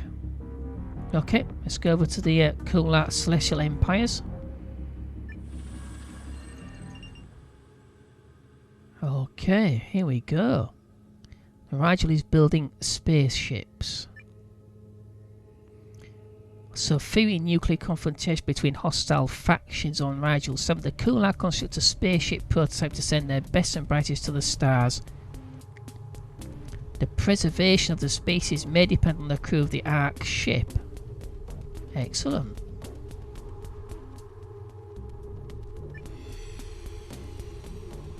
So from that terrible horrific sort of reduction in population, they've jumped well ahead. So we've got epic project, regular development, or dead end. We can't make it a dead end. We've got 204 synthesis points, so I think we'll make this an epic project. So Nuclear Ark. Size of an immediate nuclear conflict trigger multiple Ark projects. A race between the factions to build the biggest Ark ships commences. They travel as a fleet and move toward the Gliese system. Oh, nice. Okay, let's do that.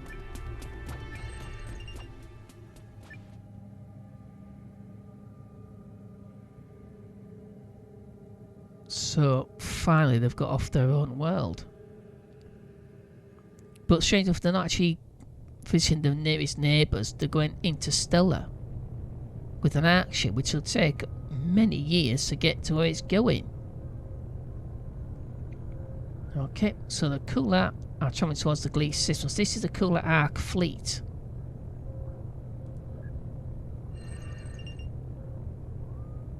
The Kular Ark fleet begins its journey from Rigel to the Gliese system. Okay, resource scarcity 900 years. There's 10 million resource stored. We can't increase population. We'll keep them as they are. They've got 102.4 million Kuma. Are they actually walking around the ship, or are they asleep? It's not a sleeper fleet, so okay. We'll choose chance. So what discoveries await in the Gliese system? Okay, was that a proper... Yeah, I think that was probably the best sort of outcome, I think. We don't use any more resources. We don't increasing population either. So we'll leave them heading towards Gliese. So go over to the Odo domains. Resource crisis. So resource scarcity. Yep. Okay, so forest areas are becoming scarce in the Tau Ceti system. The effect of invasion of the Horde brought the other civilization to a breaking point. While they are dealing with the resource scarcity, will the domains find ways to prevent the complete exhaustion of their environment, or will they turn against each other?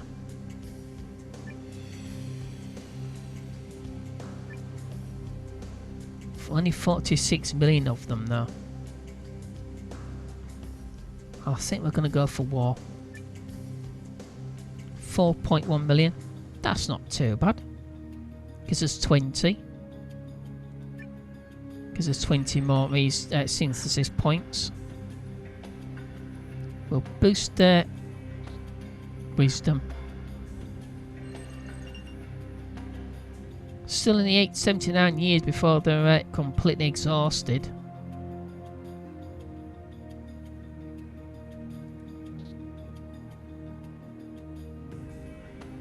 So even though that a depleted land region on Tau Ceti 3 recovers under the care of Odo alchemists, we still haven't increased how long it's going to last for. So you see things here, but you don't see the effect here. Sometimes it's the opposite.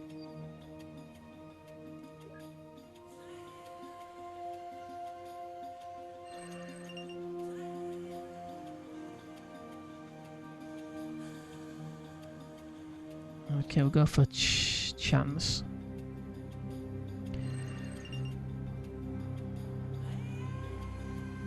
Okay. 5% Utopia. 9.8%. 72 years though. That's quite worrying again. So the Order created a new style of architecture and redefined the shape of their constructions.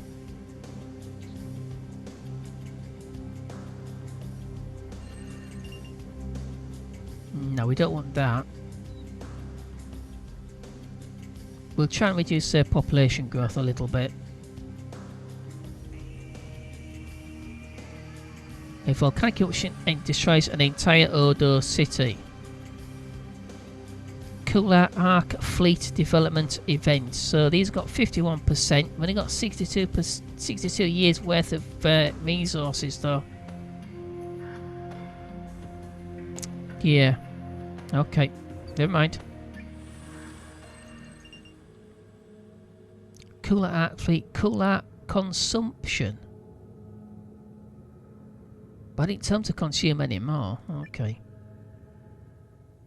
During the long journey of the Nuclear Ark fleet, the resource storage produced long ago in the Rigel system starts showing signs of deterioration.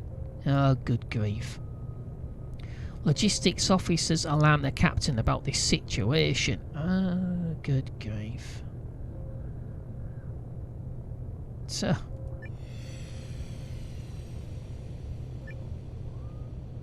never rains. That's not what it says there. It says 881 years.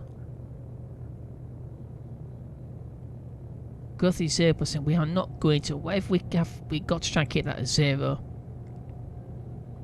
So we've got prevention. So the engineers and rocket scientists worked for many years to prevent the deterioration of onboard resource storage, developing a strong expertise in durability techniques. I think we'll need to do that. Massive consumption.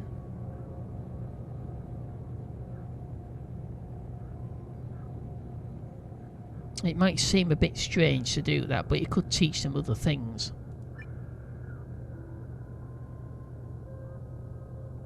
I think we'll go for this minus 10. It costs us 10 synthesis points, but I think it's probably worth it.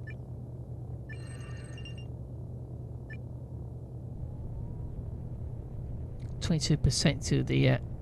that's actually... that's a bit strange. So are they actually... So what's actually happened to the home world?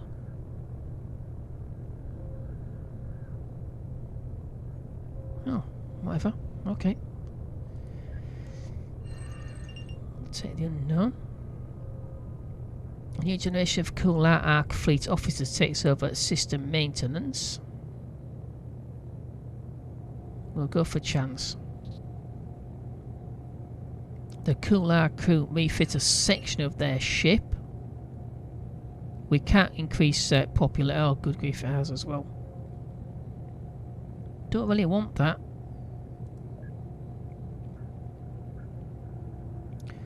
Okay, so several of those new officers have been moved from their posts already.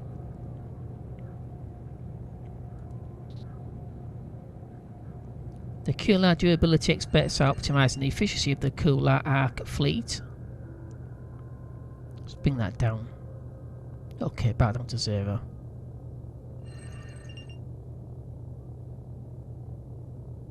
The Kular Ark fleet armed astronauts are engaging in military training exercises. Where they're doing that then? Members of the Kular Ark fleet crew are killed in a major chemical rocket engine accident. Chemical rockets between the stars? I'd say about 1,000 years, wouldn't it? Growth is minus 2%, so we'll boost that back to 0. Members of the Kular Ark fleet crew recycle more than they consume. So that should have given us a boost. Okay, so we'll leave these heading towards Gliese.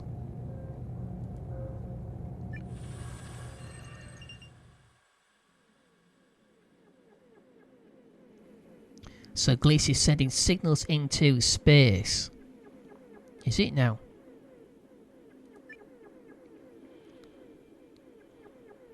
So the Kular are on the way to meet the Prun. Radio test. Prun tests the capacity of new radio technology, unaware that some of those cryptic radio waves may reach faraway alien civilization in the future.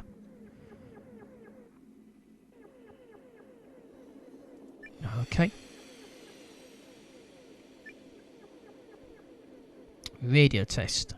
Signal boost. We'll go for signal boost. Costs us 10. So Oliver Glee C. Prun engineers transmit powerful radio signals in all directions.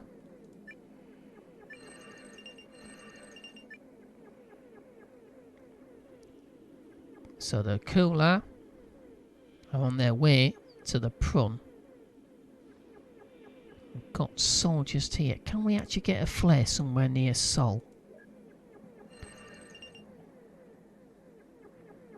Okay, a once dominant animal species on Earth goes extinct. That could have been the dinosaurs. See, there's always an open door for another species to enter and go through when one dies. An animal species on Earth forms complex social structures.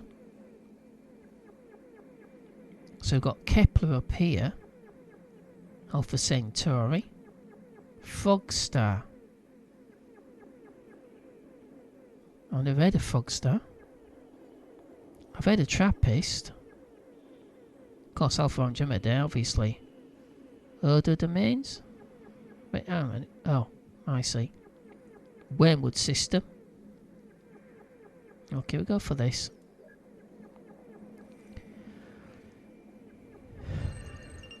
Ah, okay. Extinct plant biomass in Alpharets, which is here, so it transforms into fossil fuel reserves. A solar collision generates rare elements in an Alpha Andromeda space region. Ah. So we've actually got reduces wisdom. What would push me over to dystopia? I don't want to risk that, so we'll choose one of the others. And I say drastically alters the climate of Kepler 4. Again, Odo domains, don't want that, so we'll choose one of these. On Frog Star 1, an ocean-based life form evolves onto land. One near Sol. Come on. Nope. Earthquakes open an enormous rift below one of Earth's sea regions. Okay, let's go back to the Kular Celestial Empires. I was hoping to get something on Sol, but obviously not. Oh god, not another one. A great war threatens Rigel. Fearing direct nuclear confrontation, major competing faction Rigel soon start to arm and support weaker factions in armed conflicts. Proxy wars emerge all over the globe. Yep. Okay.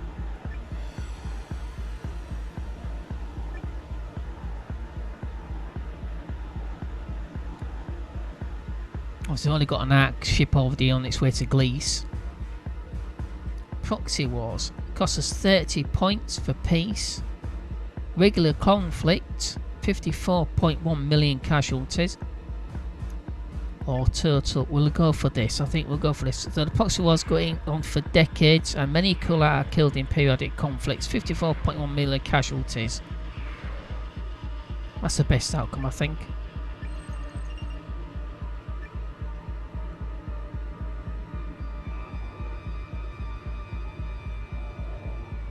Okay. The nuclear age technology let the Kular harvest the radioactive resources and fossil fuels in the oceans of Rigel 7. Okay, boost tech. Gets to 50%.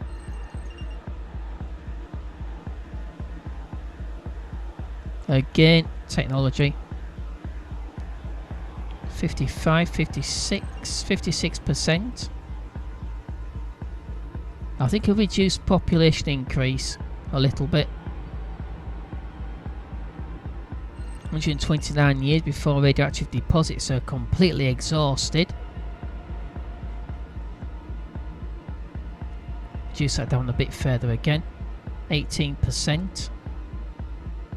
A battle of an important Kular library area is won by an army of motorised trappers. What's a motorised trapper? So go to their Ark fleet. Signals from space. The Kular are receiving alien signals, so the ship's receiving these signals. Obsessed Commander. The commander of the Ark fleet is awoken from cryosleep after... Oh, so you are asleep. Okay. Bit strange, really. If they're asleep, how are they using resources?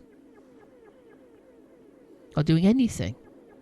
Bit strange. After intercepting radio test signals from the Prun civilization, the commander becomes obsessed with the cryptic alien message, believing it to be to hold the fate of the crew and even the entire species. Okay.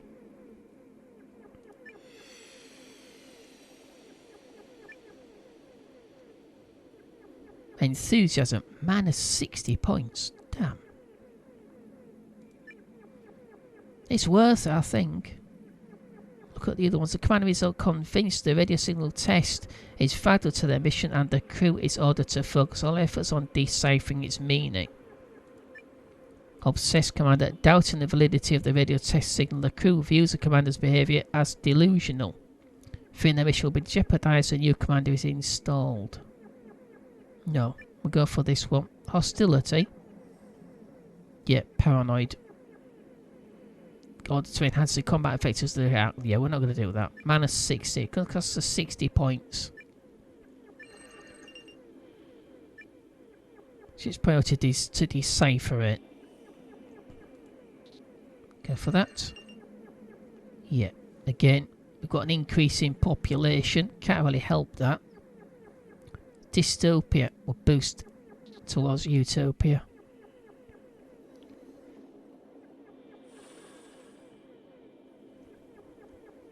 Okay, so the Kular Ark fleet crew develop a new dialect of their native language. That's a direct offshoot from deciphering the alien language coming towards them, and the signal, I suppose. Got 34%, 2% growth. I don't really want that. 1,000, nearly 2,000 years worth of resources from just 800 years. That's not too bad. So that worked out well. Potential 11.9%. Dystopia. Yeah, okay, so it's 0% actually. So here we go again. Tau Cetis now have resources.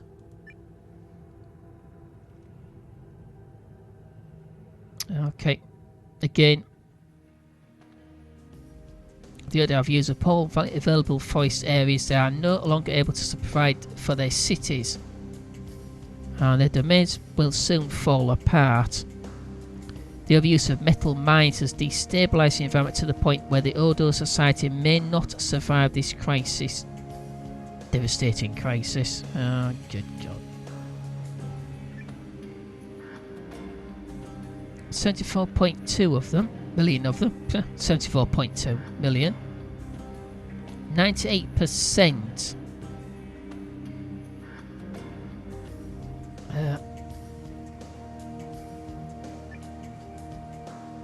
We'll have to go with that.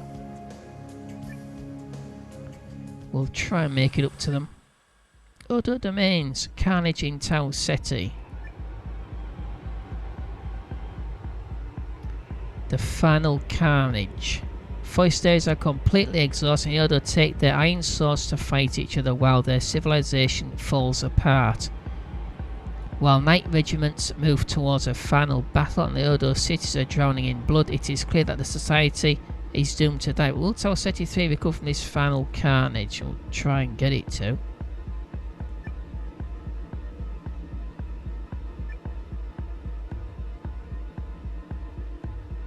We have blooming nature.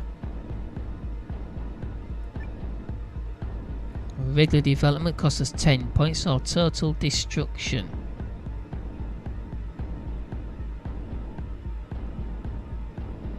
It's not going to give us much for that anyway. So we're going to go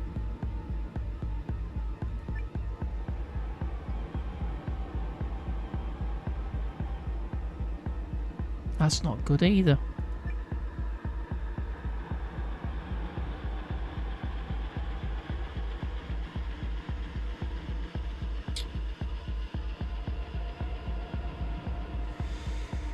Yeah.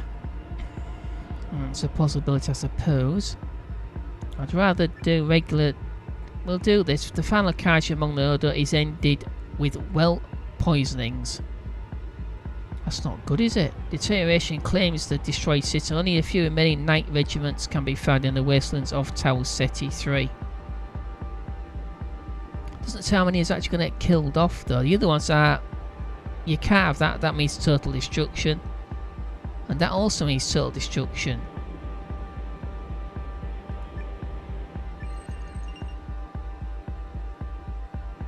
Nope. Okay, so that also meant total destruction. I didn't realise that. I didn't really describe that properly. So we've got 3 new flares. This planet was once inhabited by a species called the Odo. That's a horrific carnage. Yeah, bit of a mistake with that. Let's try again. A new plant species grows abundant on the surface of Tau Ceti.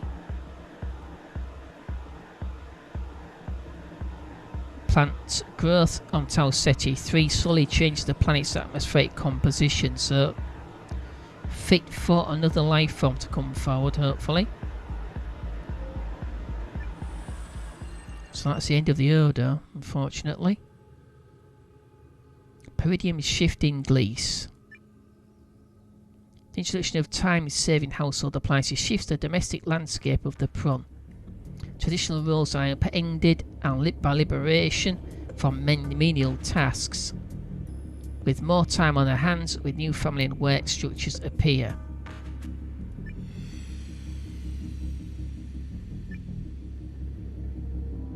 Mass-produced house appliances.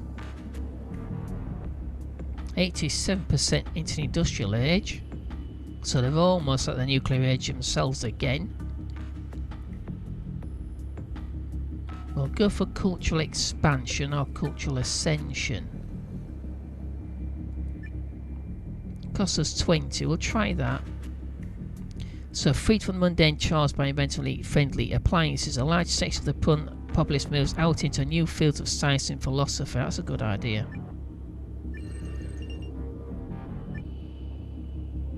97%, so the obvious choice. Into the next stage. 30.3 thousand years worth of coal. 10% growth, that's not too bad.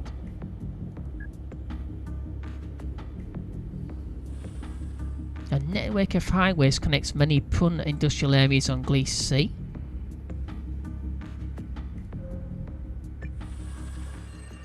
The Prun have now reached the Nuclear Age. Okay, nuclear technology, rocket technology, space race, all that sort of stuff again.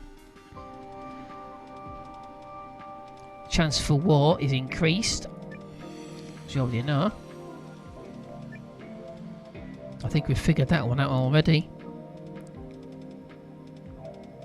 We shall go for advancement, which will cost us nothing. The nuclear age could achieve the dream of space travel in this age, with superhighways now connecting most cities. It might also be a good time to start thinking about reducing fossil fuel consumption.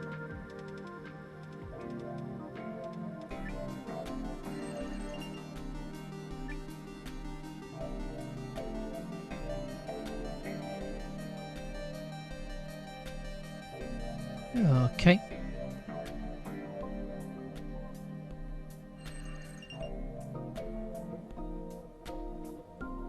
Okay, so the Prun are able to support large residential areas with large amounts of energy.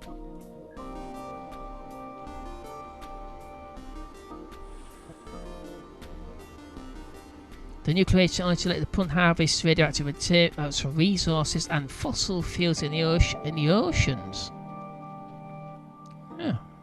Oh, that means pollution in the oceans, doesn't it? Oh, good grief. Evolution event. Where? Ah! At last.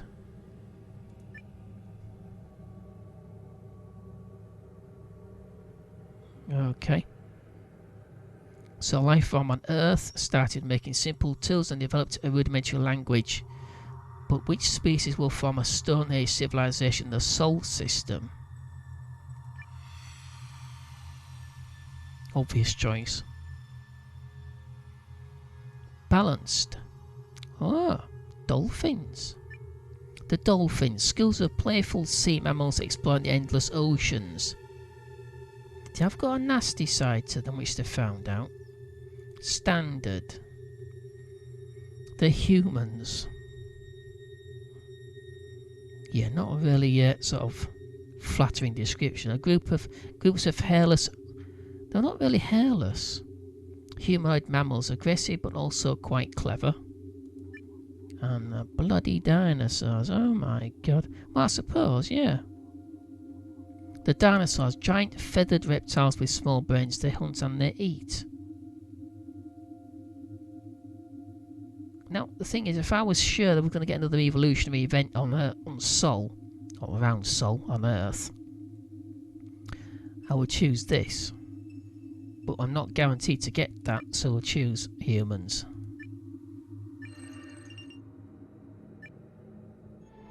Okay, got 3 more flares. So we've got 10% to the Stone Age already, 6% growth, 1.6 million.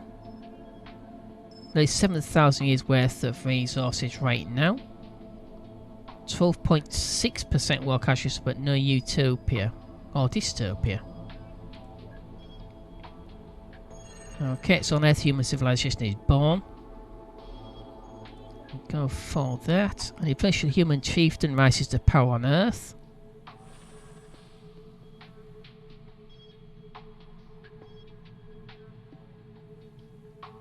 Okay, so we've got the Kular celestial empires. We covered injustice in Rigel.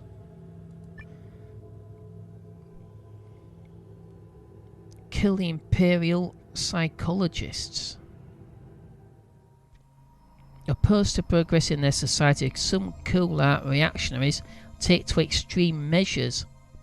They start murdering imperial psychologists all over Rigel's realm because of their supposed corrupting influence of the divine rulers of the Kular celestial empires. Will someone put an end to this slaughter?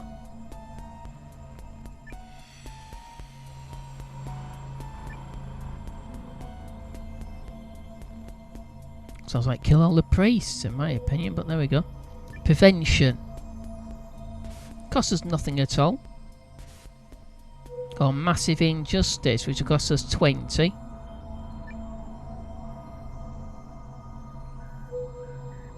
The automatic rifle triumphs over progress. No, I don't think we'll keep it balanced. So the divine rulers do not want to lose the support of traditional Kular. So their response to the killings is ambivalent. The murder of imperial psychology is not allowed, but not much is done by the celestial empires to protect them. No, I think we'll prevent. The Kular are shocked by the killing of their imperial psychologists. The celestial empires of Rigel stamp out the murders with the full force of their motorised trappers. Yeah, I think that's a good idea. Doesn't really cost us anything. Doesn't really benefit us either. Push them over back towards utopia because they're going further and further into dystopia. Bring their growth down a little bit as well. 50 years worth of resources, 48 now.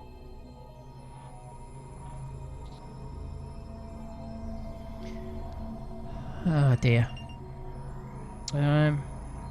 38 years before resource scarcity. They're going to approach that point. They've already got an arc ship on the way to Glees though, which is probably just as well. A once powerful celestial empire falls on Rigel 7. Go for that. An influential Kular divine ruler rises to power on Rigel 7. Yeah, to increase popularity. We don't want to do any of that. got 20 years worth of resources, or 88%. So that's the next age. A new line of automatic rifles was manufactured by the Kular of Rigel 7. Got 11 years worth of resources. 92%. Need 8% more. Gets to 95%. 3 years. And once powerful Celestial Empire falls again on Rigel 7, so that's 2 Celestial Empires that have fallen. But they got 3 years worth of resources, 95% from the next stage. Kular Fleet Development Event. Oh no! Ship destruction?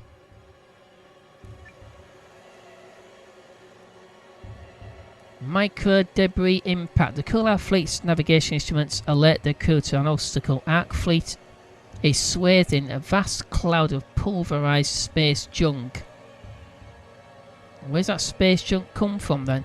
The ship's unshielded thermal protection systems are highly vulnerable to microparticle damage, and the vessel enters the cloud in a matter of moments.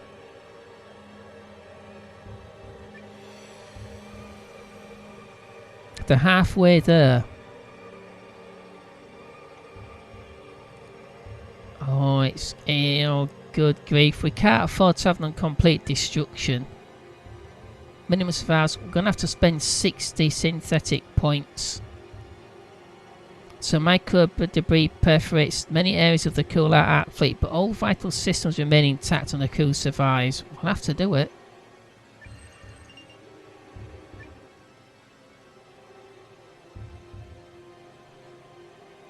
Pushing towards Utopia.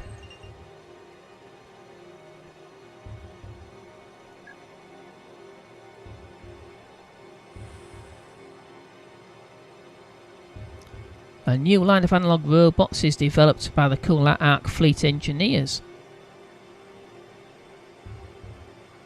Okay. So I just avoided that by spending 60 synthesis points. Oh, it never ends but you pause. Scarcity crisis in Rigel. Plutonium scarcity. Radioactive deposits becoming scarce in the Rigel system. The effects of proxy wars brought the Kular civilization to a breaking point. While they are dealing with resource scarcity, will the Celestial Empires find ways to prevent the complete exhaustion of their environment, or will they return on against each other? Oh, good grief.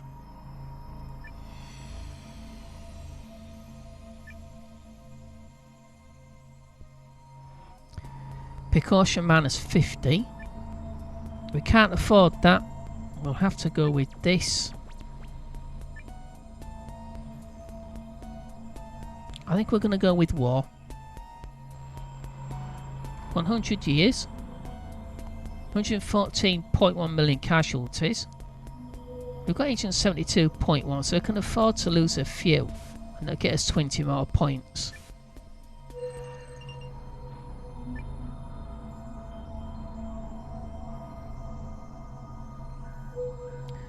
Okay, it's got a space race between multiple nuclear powers on Rigel 7 led to the construction of a massive fleet of Ark ships. Okay, we'll go with this. A once powerful Celestial Empire falls, that's 3 empires that have fallen. Let's boost tech 98%, that should get us through to the next stage. Phew. 83 years, so what's next?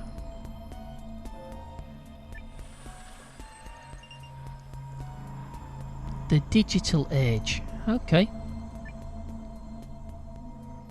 The Kular are now connected via complex computer systems, satellite networks and mobile communication devices. Preliminary genetic and biologic biodigital experiments could lead to health improvements and longevity. But caution is advised in these and other uncharted territories. Culturally, the Kular may be confronted with techno raves, massively multiplayer online games, and civil rights 2.0 in the digital age.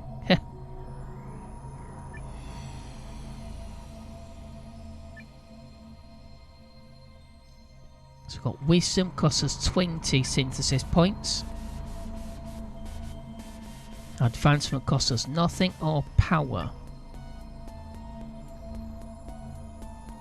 Yeah. Digital technology applied to warfare results in guided missiles. I think we had a guided missiles before the digital age, didn't we? Enhanced recon and remotely piloted combat drones with autonomous killing machines just around the corner. Celestial empires could also implement a ubiquitous surveillance to keep tabs on their citizens. Yeah, I'm gonna go with that. Gives us 12 points as well.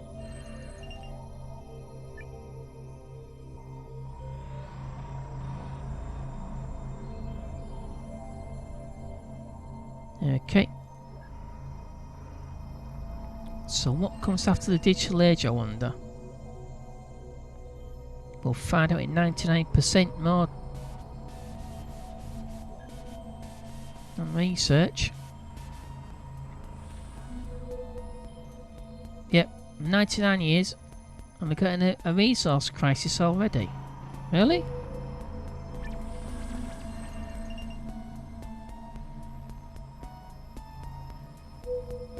It's pretty early for it to trigger that. Fossil fuel reserves becoming scarce in Rigel's system. Well, why are you still using it? Gone through the nuclear age altogether. Okay, the effects of Pluton was brought the Kular civilization to a breaking point. We knew all that before. So they've not switched over from fossil fuels.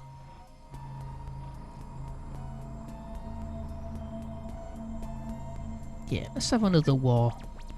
138.8 million casualties. Because there's 20 more synthesis points as well.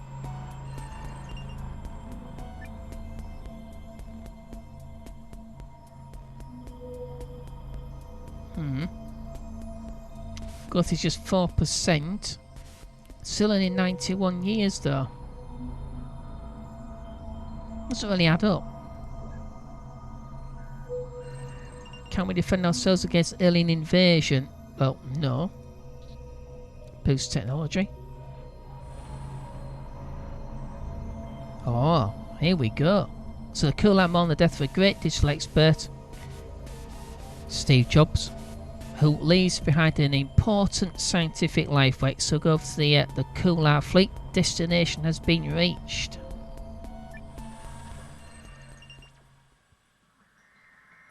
So that's 2 of them. The Kular fleet made contact with the Prun states.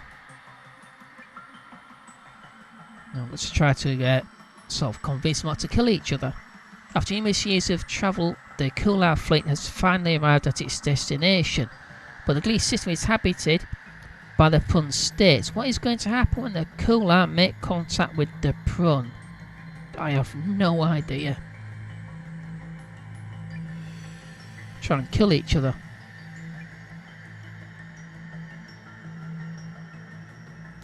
Alien contact. Exchange.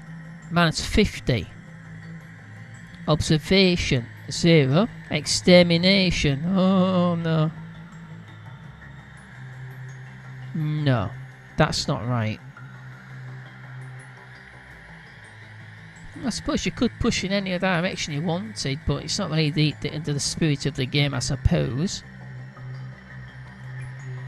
We shall spend 50 points for exchange. The Kular land on Glacier and try to directly communicate with the Prun secretaries. Aggressive reaction of Prun 38%. Ethic value. The Prun are aggressive.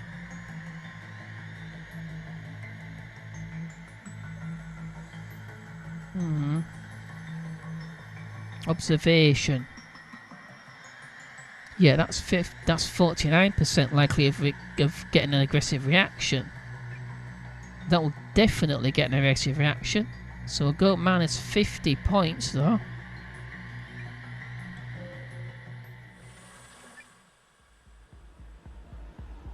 Oh god, no. The Prun states attack the Nuclear Ark fleet. That's not keeping with the Prun. The Prun aren't aggressive. Why would they do that?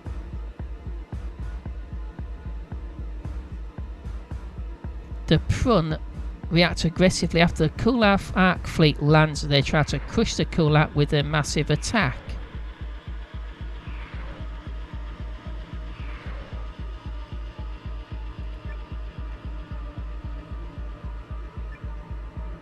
Why would they do that?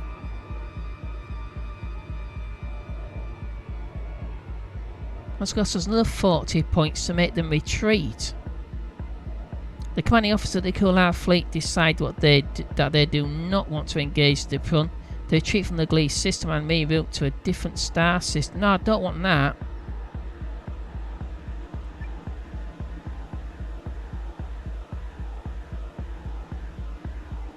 After a long war, the technologically superior side with the strongest military force wins. The Prun states are exterminated. Nuclear Ark fleet 23.7 million casualties. Oh god. So it's trapped me into a decision I don't really want to take. The Prun states are exterminated. Nuclear Ark fleet 47.4 million casualties. Either of these two, the Prun states are exterminated. I don't want that to happen. They're not aggressive. Why did they attack in the first place? These are not aggressive. Oh, I'll have to retreat. That's all there is to it. Costs us 40 synthesis points. God, I don't believe that.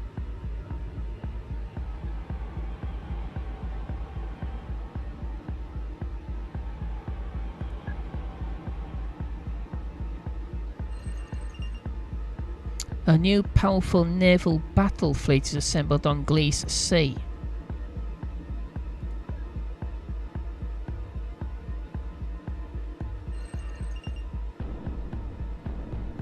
I don't believe that. They made contact and they attacked them.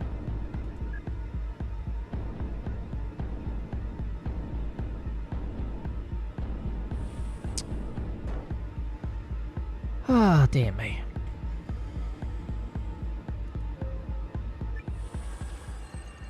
Does that count as making contact? It should do. Okay, Sol system power in Sol. The humans attempt to tame ferocious and menacing beasts which roam the wilderness of Earth for the military purpose of riding them into battle as a way to frighten and maim their enemies, horses.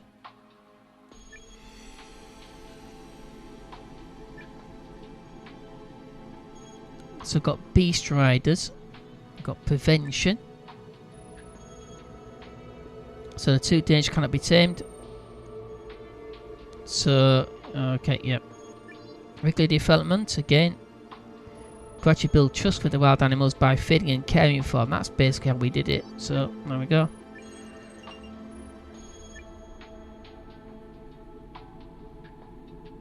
Just 2 million though. Oh, I suppose that... yeah, I suppose that's about right. 2 million.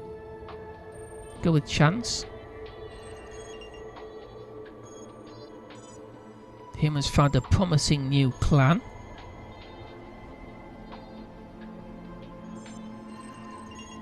More on the death of a beloved chieftain. We'll leave it 8%, so we'll increase their population rate. Wise folk manipulate human tribes for personal gain. And what's new?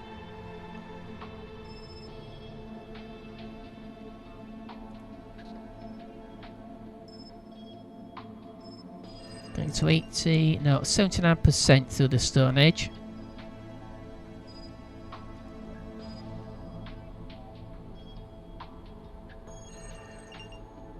Can we get to the end? Chance. The humans grow to fear their ruthless chieftain. Let's increase. Human textile. Really? Textile artwork. Represent harmony on Earth. The Stone Age. Textiles.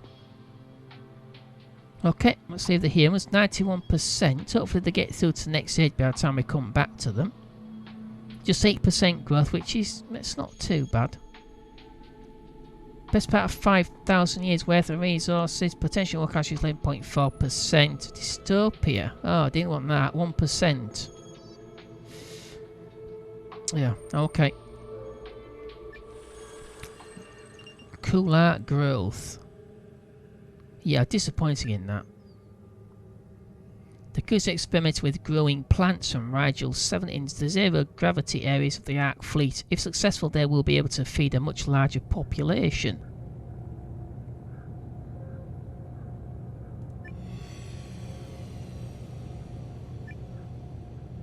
Try and push them through. -60 main objective. It's not bad, we can't afford that, but we need to go for this. So Galactic Gardening project is moderately successful and adds enough surplus food to slightly increase the population of the Ark fleet. So if we hadn't ever encountered the Prun and they hadn't reacted the way they did, we wouldn't have to spend 40 points getting these away from them safely. Damn. The game didn't tell you about that, did it? Maybe they didn't want to make first contact. Well, that seems a bit of a kick in the shins, that. You get them to meet each other and they go to war each other and try and wipe each other out. Never mind.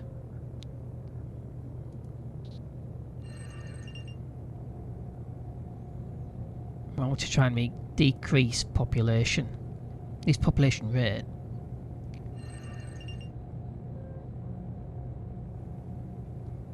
Do any of the Nuclear Age? Trying to increase their Okay, Kular fleet. The Nuclear Ark fleet relay computer systems compile fascinating new data. What, bitcoins? A Nuclear Ark fleet captain is appointed. Okay, so humans have got to the next stage. Oh, that's good. So only 67%, so I've got a few percent to go for the Nuclear Age. So effectively you have a new civilization that's wandering the stars now.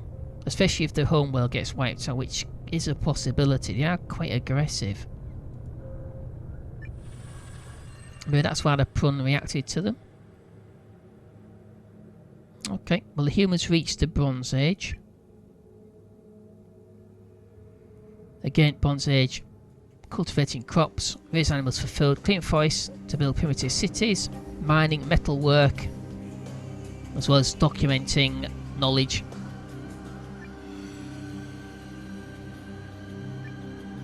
And keeping historical texts. So we've got wisdom, advancement or power. Costs us 10 points for advancement. We'll do that. So new techniques and tools allow the humans to explore new areas, preserve their natural resources and develop early infrastructure.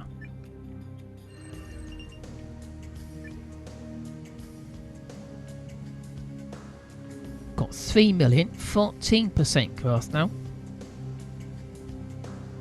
12,000 years of metal deposits.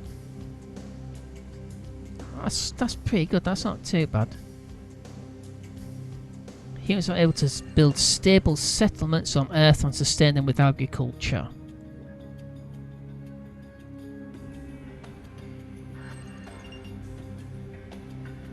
Okay, let's preserve resources.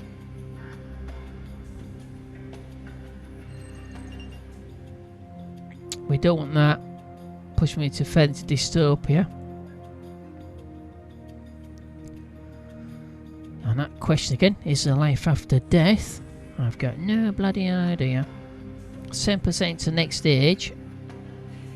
14%, 3.5 million, 11,500 years, 16.2% potential war casualties and dystopia at 1%. I was trying to reverse that, but it didn't seem to give the option.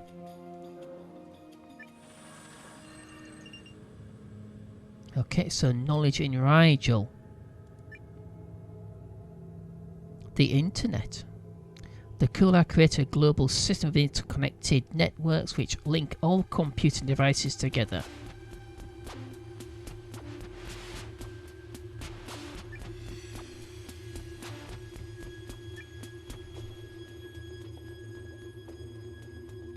it is a civilization. It's important, but it's not a pillar, I wouldn't say. If you choose this one, something tells me they'll sit on their backsides and get fat. Just like telecommunications network. So I think we'll go for regular development. So we have the privilege of internet access is granted only to specific groups of Kular who hold license to surf. I won't say that's exactly right either. Computer networks become a crucial part of civilization, influence every aspect of daily life among the Kular. It makes them obsessed with it. Cost me 20 synthesis points.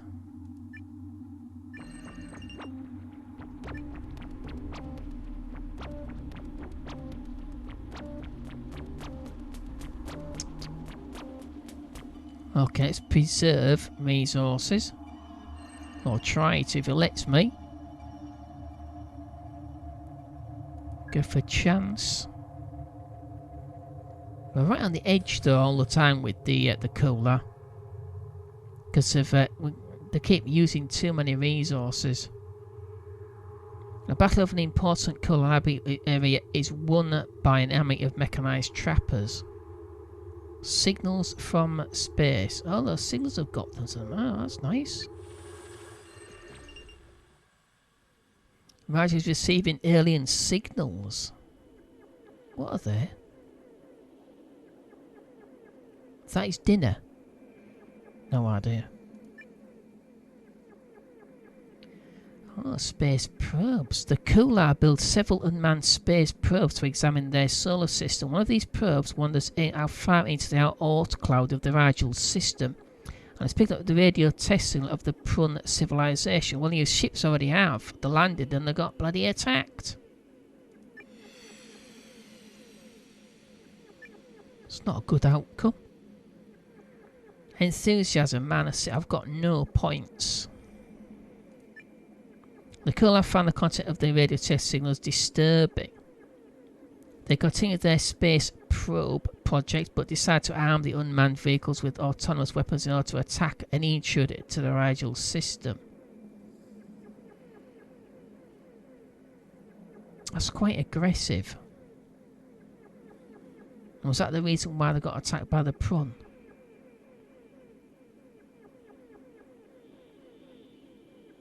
But I need the points. It wasn't 100% clear what the message the radio test signals were intended to convey, but the Kular found it unsettling enough to arm their drones in case of confrontation with the Prun. That's probably pretty prudent.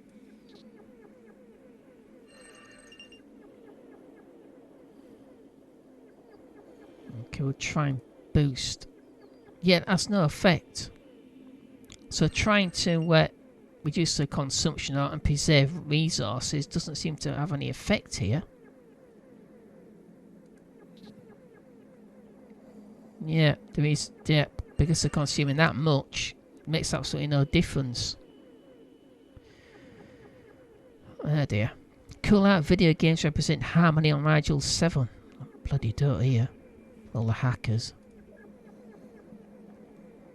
Will we find the questions for answers inside our digital computer network? What, like Tron? No, I don't think so. The New Age. What comes after then? The Kular reached the Cyber Age. Well, isn't that the internet? Well, that's just another offshoot of the internet, isn't it? Surely. Cyber Age. Oh, right. Cybernetics. Okay.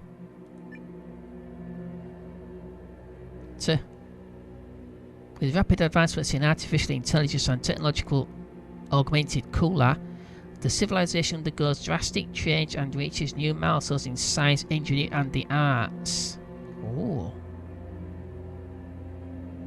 The Neuromancer by William Gibson. He still dreamed of cyberspace, hope fading lightly. All the speed he took, all the turns he'd taken, all the corners he'd cut in Night City. Ring any bells? And he'd still see the Matrix in his sleep, bright lattices of logic unfolding across that colourless void.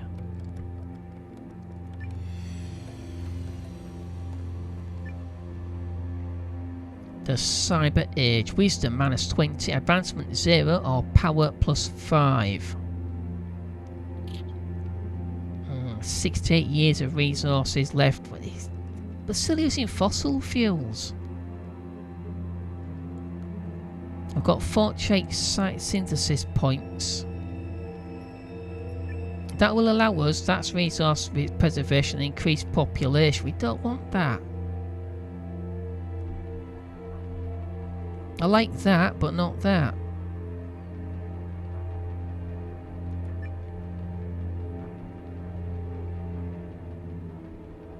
Okay, so crossing into the realms of Kular. I'll say that again. Crossing into the realms of AI. Kular now have the ability to vastly improve their societies and facilitate communication with faraway beings. However, new technologies present great risks as well, so a little extra wisdom couldn't hurt. No, but it could hurt my bloody synthesis points. What's another 20? Can I get those back? Dystopia is now 40%. Still 68 years of resources. Oh god. The Kular are now able to create endless library metroplexes all over Rigel 7.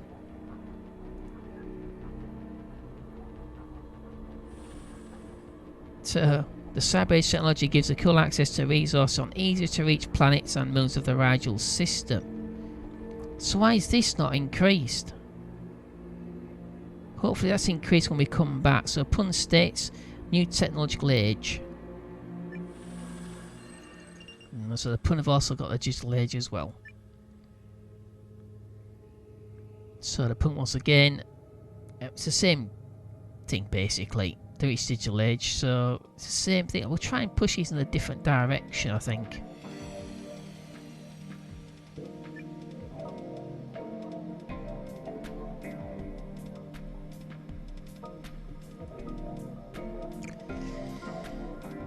Got wisdom -50. Oh god. 22% utopia. So why were they so aggressive? Power +12.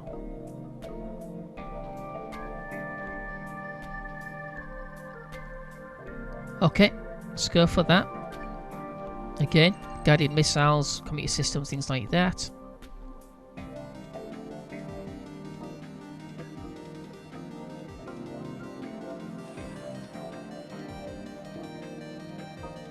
So the Prun are now able to connect large metropolitan areas on a global scale. So again, resource crisis.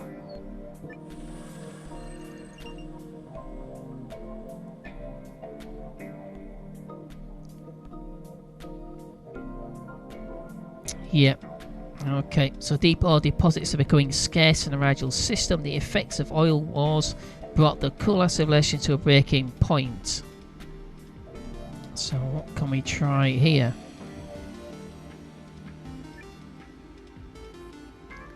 So deep ore scarcity. Got crisis. We can't afford this. Precaution. In fact, it's locked. Huh. Crisis. Or war. I'm going to go for war. 269.8 million casualties. That'll push them further into dystopia though.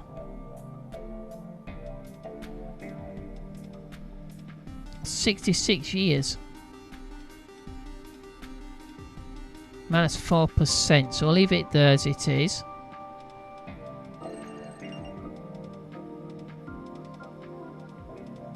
It is very likely that if an alien civilization is out there in the galaxy, that it will be a synthetic civilization. Cybernetics, I suppose.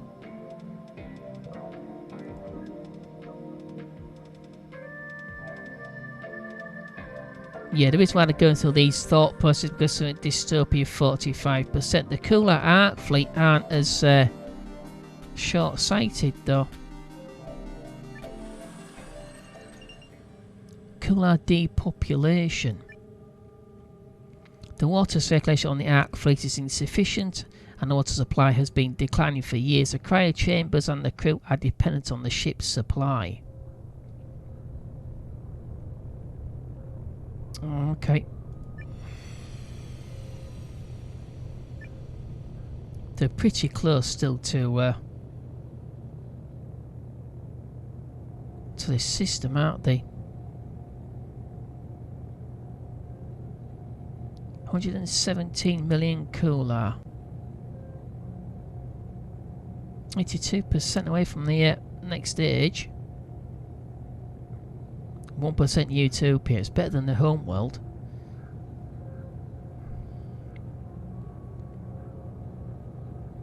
Okay, we'll go with regular development. I can't afford the synthesis points. Repaired and modified the faulty water circulation system repeatedly. Water shortages are a constant threat to the crew and cryo chambers. I think we'll bring their resource down by reducing their population.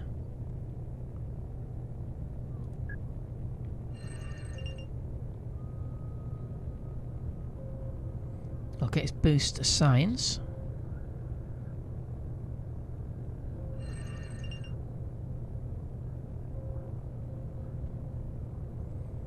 Let's try and preserve our resources. Kular fleet support systems optimised by the Kular engineers.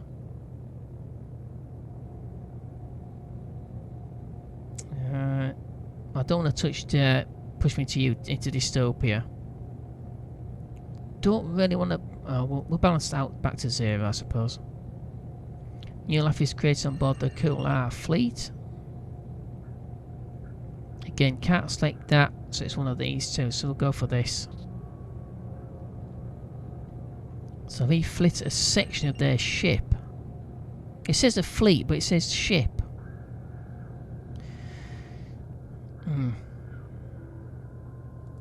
Go for a no. This journey may be the noblest Kular endeavour of all time. Might as be an absolute bloody disaster as well. Nearly did. So back up to 2%. I never touched that, so I see that's an event that you can't control.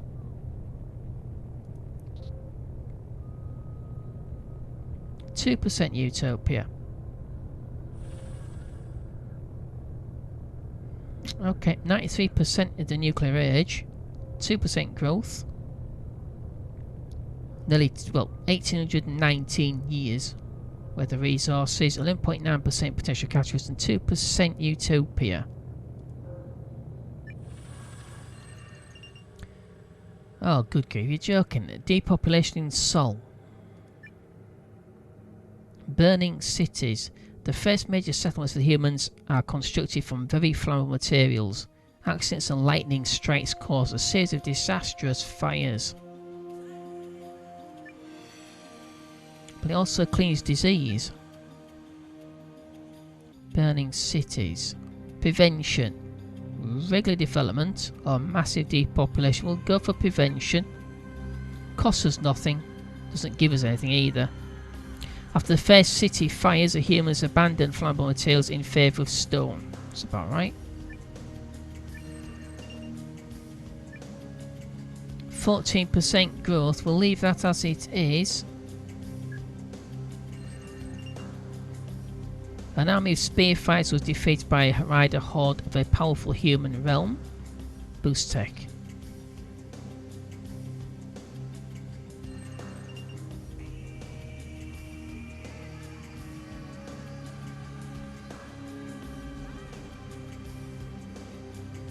The humans mourn the death of a great sage. If unknown. A depleted land region on Earth recovers under the care of human foresters. Let's push them into Utopia. Oh, damn it. Go for that.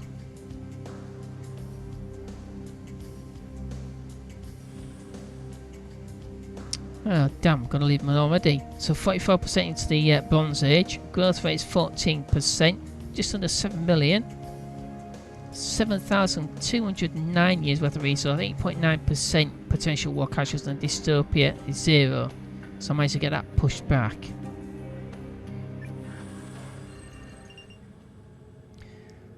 The Kular Ark fleet reached the digital age. It's a shame they couldn't land on the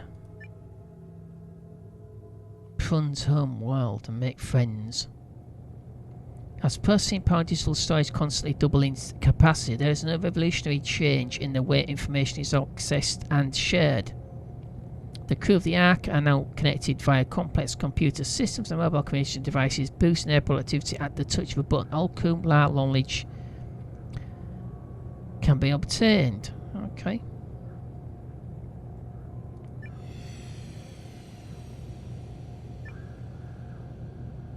The digital ship Wisdom -4 advancement 0 or power. Scans and targeting systems can now give split-second updates to command, augmenting the efficiency of offensive systems aboard the Ark fleet. I think we'll need to go with that. They could meet an aggressive species. Again. It might seem like we're sort of siding with the Kular against another species, but between one or the other, one's got to survive. Rather have both of them survive, but they can't both survive. If that makes sense. So our fleet captain has retired from active service. Resource... yeah, okay. Increased resource management. So digital age, tech level 6, 2% growth. I'd like to get that down to 0 again. Like 2,000 years worth of resources, that's pretty damn good. 14, nearly 15% war casualties, 3% dystopia. I didn't really want that.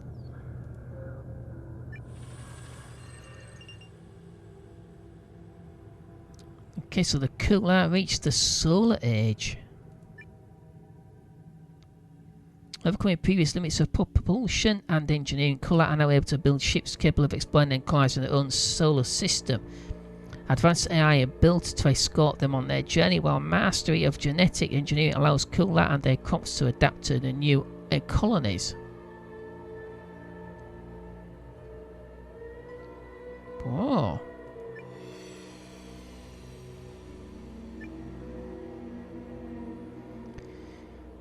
So we've got wisdom costs us 20, advancement costs us 7. No, actually no, it costs us 20. Advancement gives us 7. And power is 0. Yep. 4% reduction in population. Whoa. Potential war casualties 115.5%. So kill themselves entirely plus 15.5% on top. Dystopia 45%. We'll go with wisdom. I'm going to spend something, I suppose. I didn't really want to. Resource scarcity 70. How can that be if there are no other planets in the star system? There's not even 500 million. And yet somehow they're 17 years. That's weird. I'll go with advancement, just to try and get them to manage the resources a bit better. A bit weird. 75, 80 years, 81, 82, 83, 84. Where's that going to stop? About a century, I bet. Yeah. No. So just over 101 years.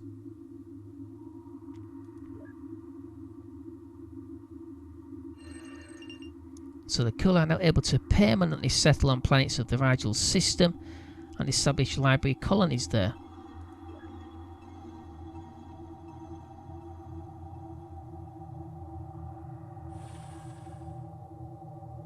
The Solar Age technology let the Kular harvest the resources of asteroids and faraway planets in the Rigel system. if that's the case, how come we've got such a small population and yet the resources aren't being stretched out? Shit, it should be infinite, shouldn't it, by now? That's weird. Okay, leave them alone. Glees is building spaceships.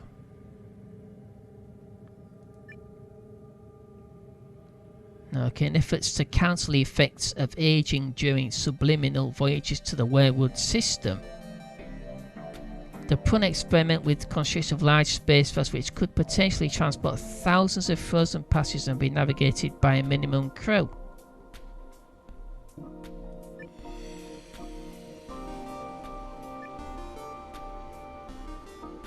Primitive sleeper barges. We shall go with regular development, I think.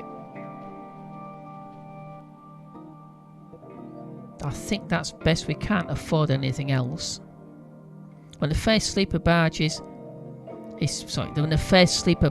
successfully finished, the so-called drifters who want to jump spaceship Glees C begin a dubious journey towards the Wormwood system.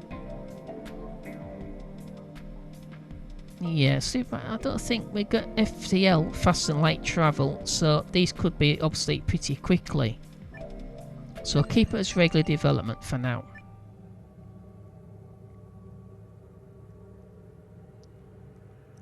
$25 million as resource scarcity 149 years.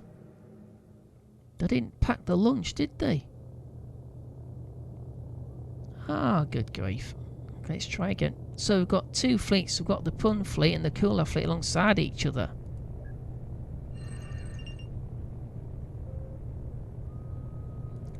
Okay, so heading towards Wormwood. We don't really know where the Kular are heading towards, though. It just said another star system. Didn't actually tell you where, and they don't seem to have moved very far.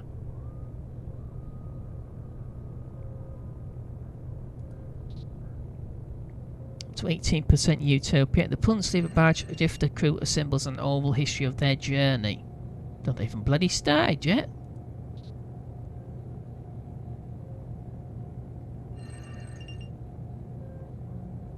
Try again. Crew reduction reduces the numbers of the Prun drifter crew.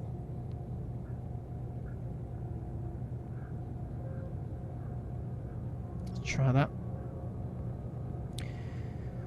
Well, none of them if you don't get a move on. I mean, you hardly travelled at all. What discoveries await us in the Wormwood system, they ask. Okay, so resource management. Had no effect at all, that. Prun sleeper barge support systems optimised by the Prun cryogenic specialists. We're already here, but obviously. Okay. Barge destruction. What, already?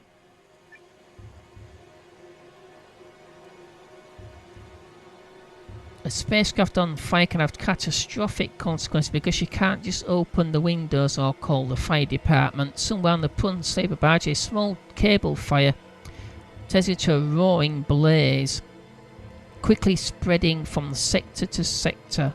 That's not good.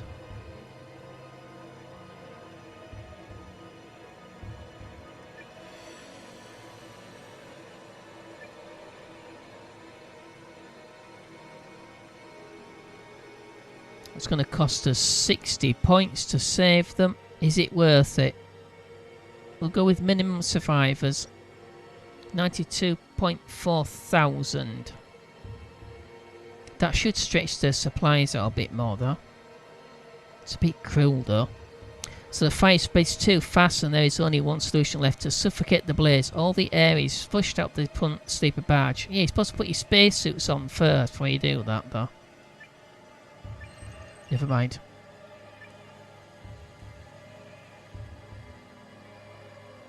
That's not good. Just under 5,000 Prun left. So, the fire devastated the drifter crew of the Prun sleeper barge when a spark in the electrical wiring evolved into a raging inferno. And they pumped all the air out. Let's go for that. I think we're okay for wisdom. We'll go for a chance.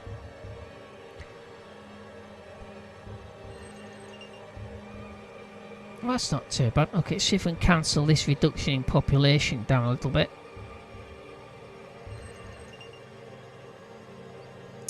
Damn.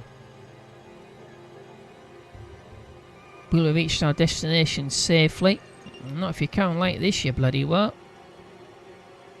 So it's like these two fleets are heading towards Wormwood.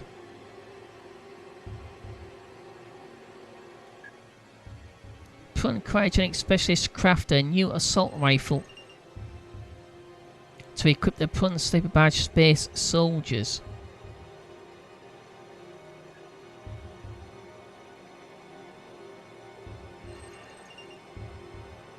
Try and cancel that again. So refit a section of their sleeper barge. Yeah, so massive reduction in the numbers. That's a 4,535, minus 8%. Hopefully by the time we come back, that might have been reduced a little bit further. Let's see what the humans are up to. Injustice in Soul.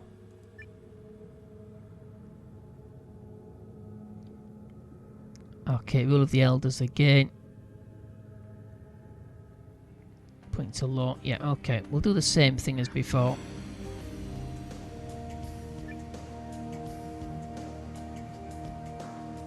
We'll go with prevention. Boost tech. Easy choice that. 12.3 million humans. I'm going to reduce the population down a little bit, at least the population rate. So we come back, the water have used up all the resources by having a massive population.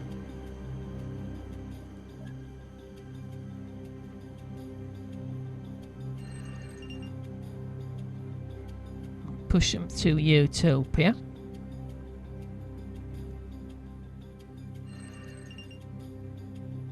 Three unknowns.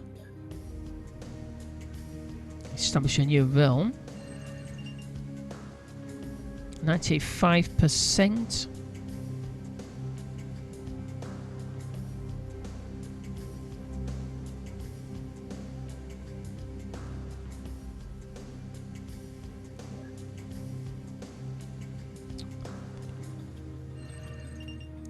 %.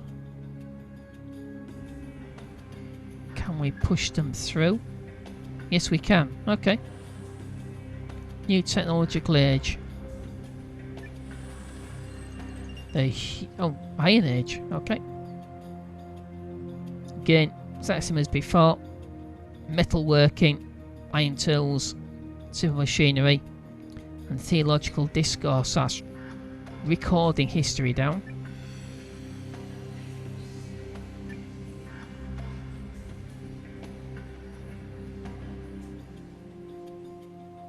Let's go with advancement, -20.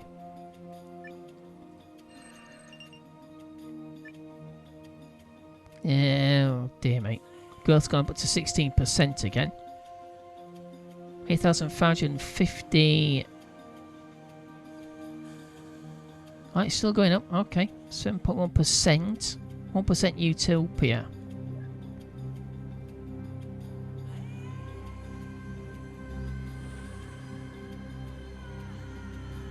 Okay, so we'll leave these behind already.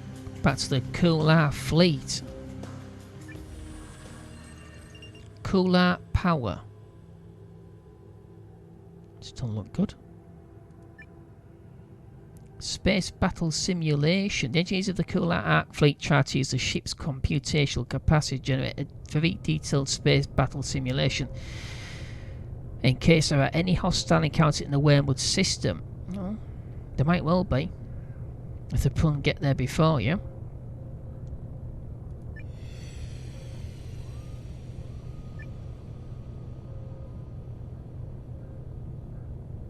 -20 of regular development. Prevention.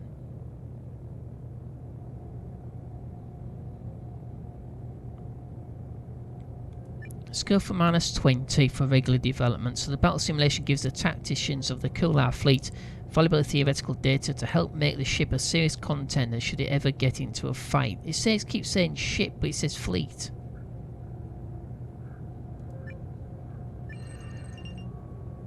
Is it a fleet or is it a single ship? Growth factor of 2%. I'm going to try and bring that down, so I'm going to choose that. Nope. Again, I want to keep them manageable, just in case you have another issue with resource loss.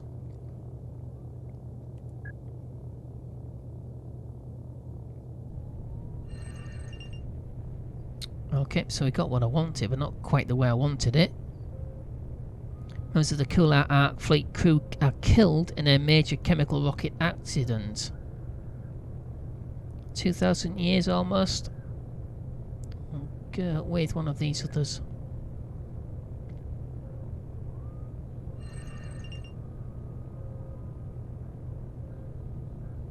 I think it might be safe for them to increase their numbers a little bit.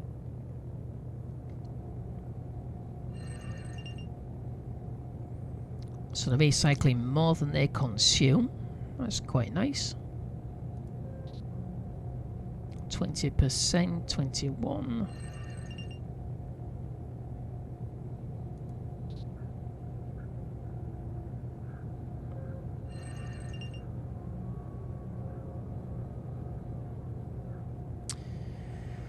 Yeah.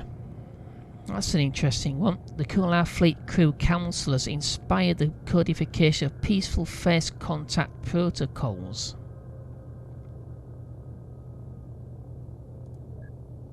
It's a shame we didn't have that before you encountered the Prun. Okay, development event. Kular Celestial Dominions.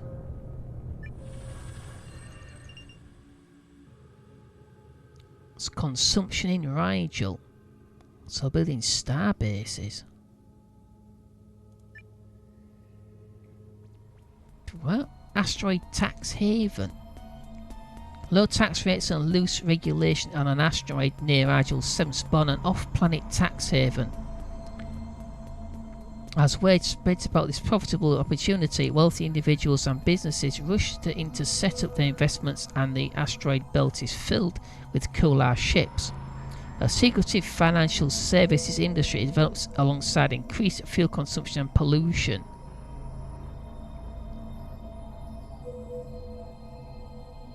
Yep, all is fair in love, war and tax evasion.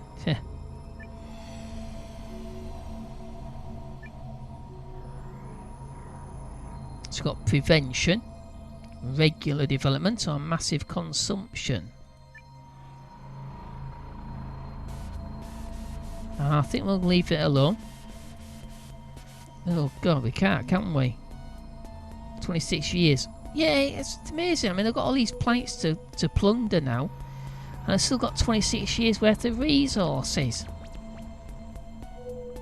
Is that just Rigel 7 or is it the entire system? Bit weird. Strange that. Go with regular development though. Yeah, just jumped again to 97 years. Yet according to that, it's a minus on resources like that.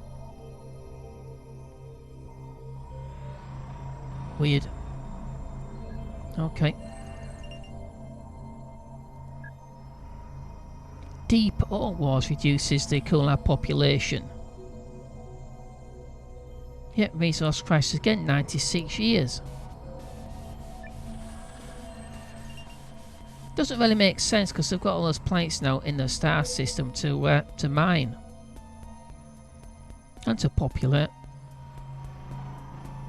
So asteroid fields becoming scarce in the Rigel system. The effects of deep ore wars brought the Kular civilization to a breaking point. Yeah, okay.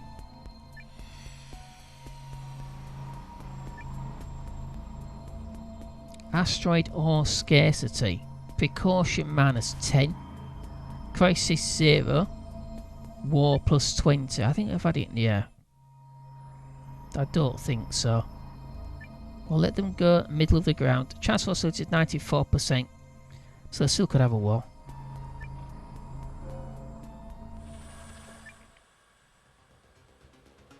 Yep, so hostility in Rigel.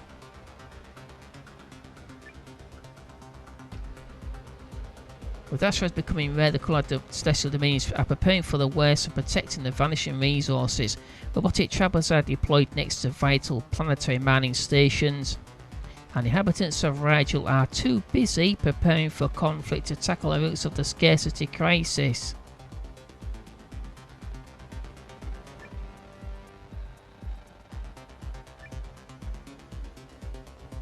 Yep, 45% disturbed. That's why they've been sort of constantly going to war all the time.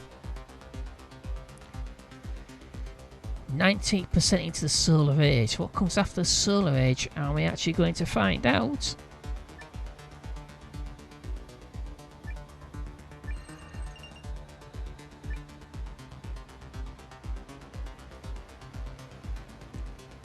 Okay, so 12% away from the next age.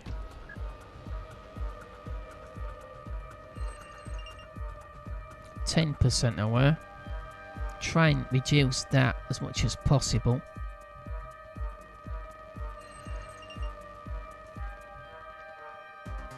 %44 dystopia. 91 years before resource exhaustion.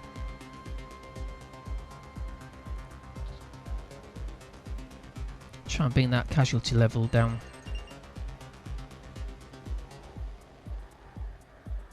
Not a good idea.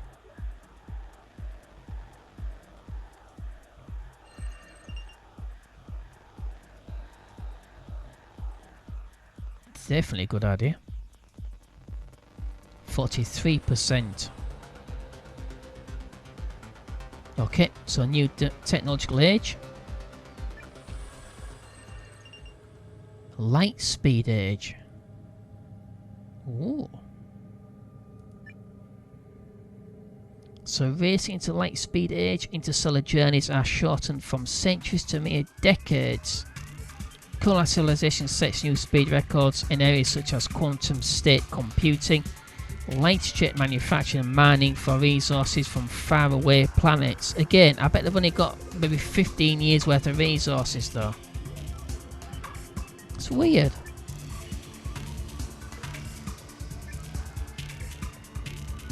$116 years.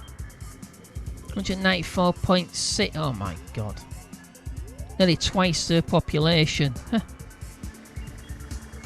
Dystopia 43%.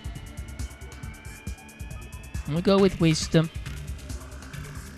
So with the ability to conduct outer space archaeological expeditions, Kular begin to understand their role in the galactic dance of existence. Questions about alien life give rise to the study of xenogenetics. The Helium Wars. Ooh. Sounds a bit weird. Gas giant reserves of Rigel. Gas 208. Seriously, and 116 years worth.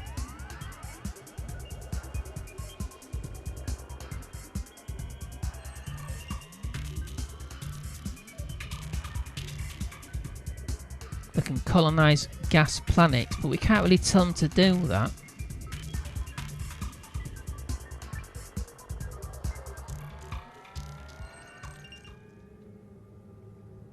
So you can't really tell them to do anything like that.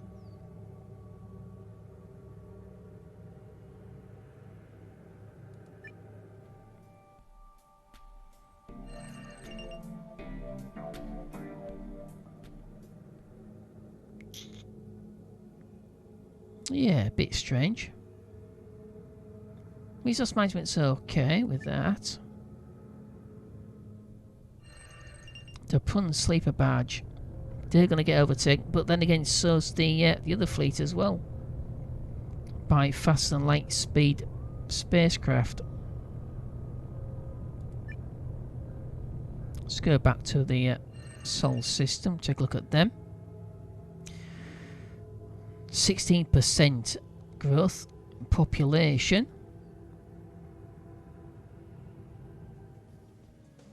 We've got 3 possible flares there as well. Let's concentrate on the humans for a bit. We'll leave the Kular and the Prun alone for a bit.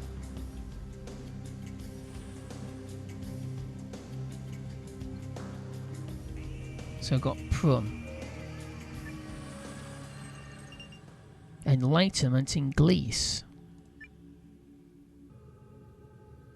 On Gliese C, Prun with unconventional gender, sexual and romantic identities have been subject to prosecution, abuse and violence for generations, but Prun youth have found new ways to organise and share information through technology. Massive uprisings push to embrace acceptance of these Prun even in the face of legal and social persecution.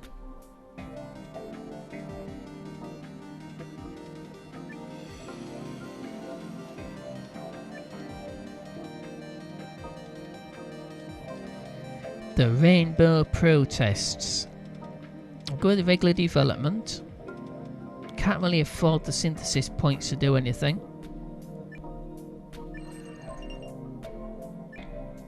Got 3 more flares.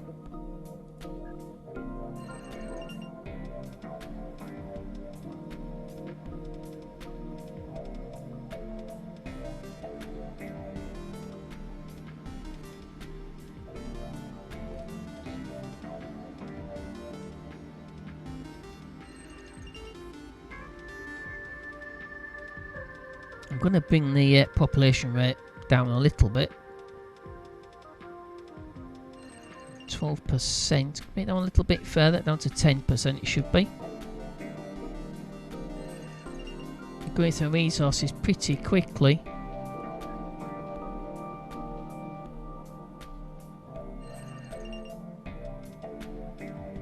Go with chance. The Prun grow to fear their ruthless administrator. Down a little bit further. 2.5 billion.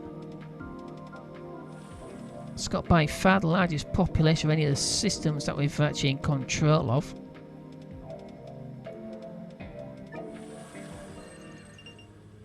Prun knowledge. There were centuries of time travel. Time travel?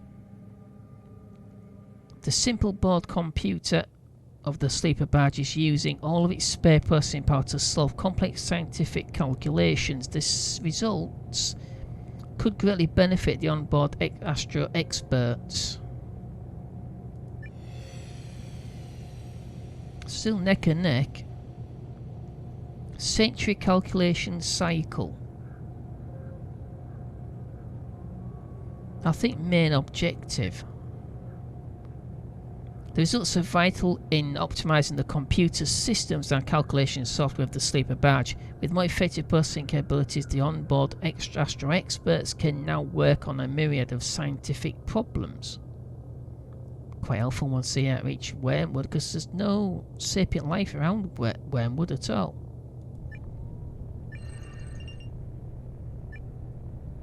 Oh, what a choice. Technology or wisdom? We'll go with tech.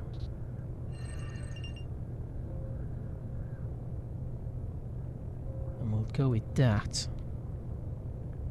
3,609. Still going down at 6%.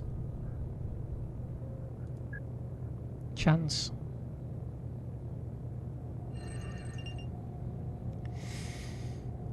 Yeah. I think chance again.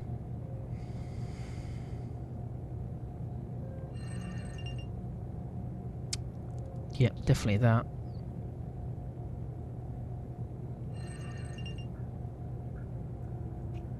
Go with wisdom.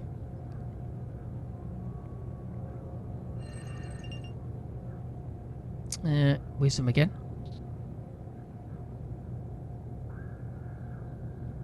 Yeah, so they've done a bit of feng shui on board the ships, have they?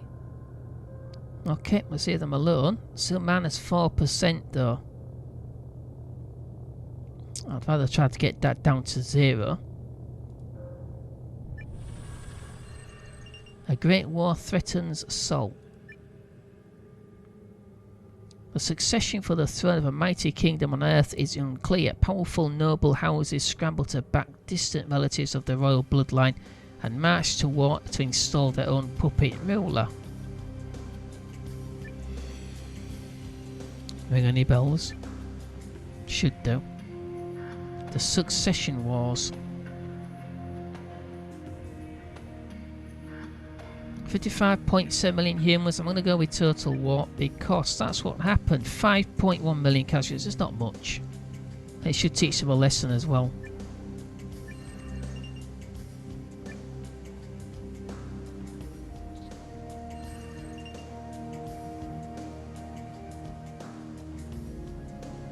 I'm going to leave the population rate alone.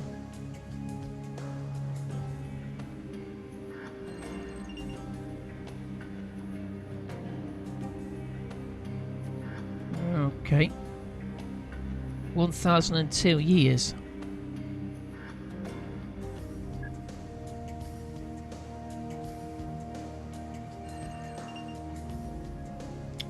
Yeah. Oh, negative again.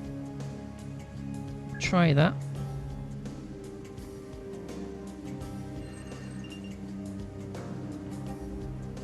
Go for the unknown.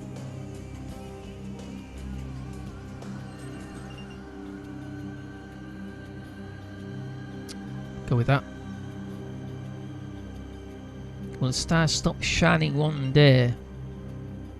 Question. Or chance. Yeah. 49% through the Iron Age. I'm not doing too well. 829 years before. Yeah, we're using iron, yet we've got forests. Also using wood to actually create metal tools, I suppose, but yeah, I suppose so. 20% utopia, that's not bad. Kular efficiency. A protocol implemented by a brilliant durability expert could lead to a far better management of resource storage on the Nuclear Ark fleet. Can the onboard relay computer handle the instructions?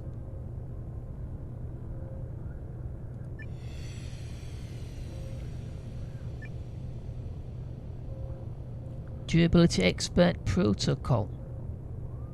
Yeah, doesn't cost us anything. So go with that. So durability expert protocol is extremely effective and forms the base of the new operating system of the Nuclear Ark fleet's relay computer. Go with that.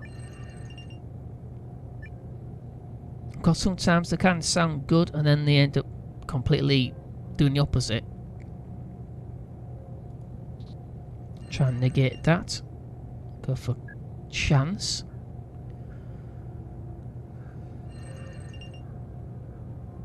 We don't want that. We don't really need that. We don't want that either. So we shall have to go with this. Ooh, well over 8,000 years worth of resources now. 50% through the digital age.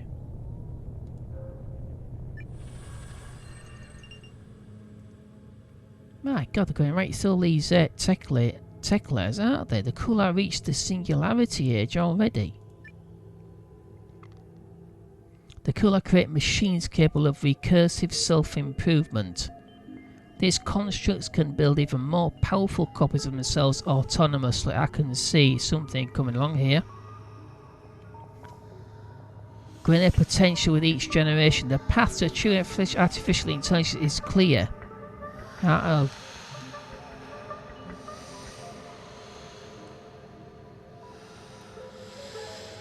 Okay. I can see extinction coming along pretty soon. Wisdom, advancement or power. I'm going to go with wisdom. Self-learning AI is able to process data and innovative faster than any Kular scientist. Breakthroughs in all fields of research happen almost daily.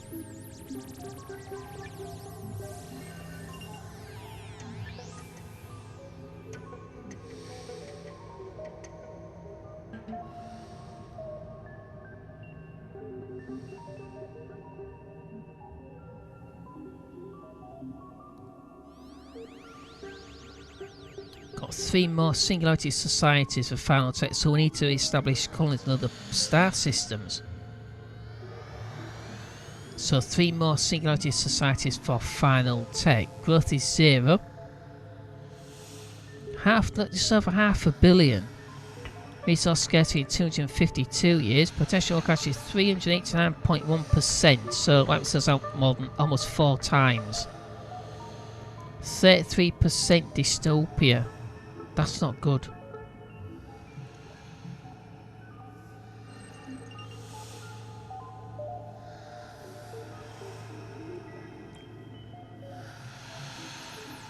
Not much of a choice.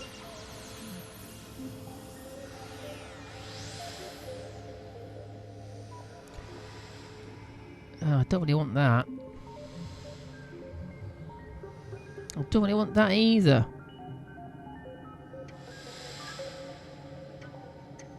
It won't really have any effect though, because we're already at the Singularity Age. Definitely that. Push away from warfare at least. The Kular created a phenomenal historic simulation of their civilization. Don't either of those two, although actually we probably could.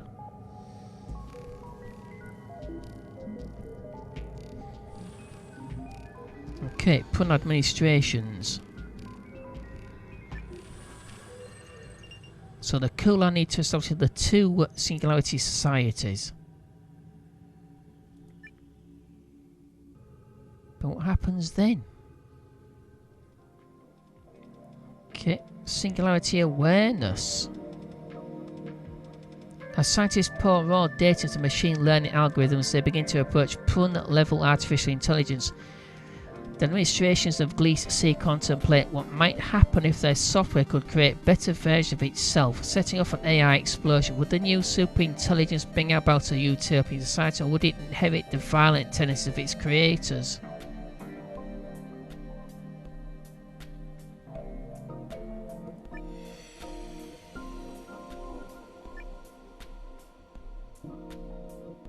So singularity awareness.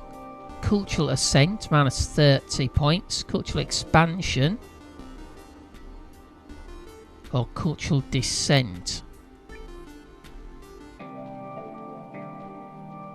I think we're going to go with cultural ascent. Costs us 30 points, but it's probably worth it.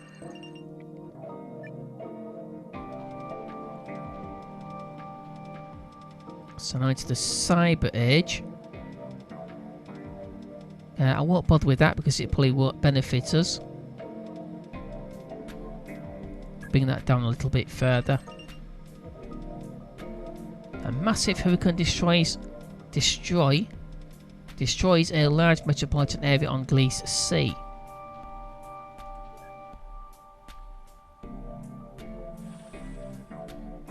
Okay. Just as I said, Cyber Age.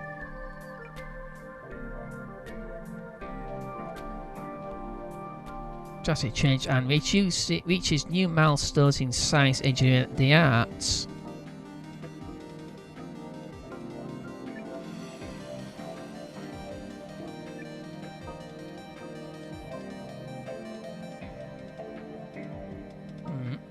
I'm gonna go with advancement. Oh, wait a minute. The Prun priorities military power. Creating new tools for defense and combat on Gliese C or elsewhere in space. The fear of yet another alien enemies What? The fear of yet unknown alien enemies inspires dreams of interstellar conquest. I don't think that's a good idea.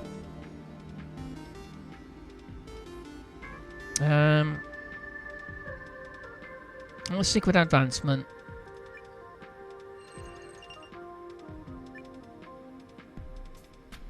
Ooh, nearly 15,000 years worth of... And yet, that's weird, isn't it? 14.7 thousand depot deposits at a year's worth, yet 3.7 billion in population.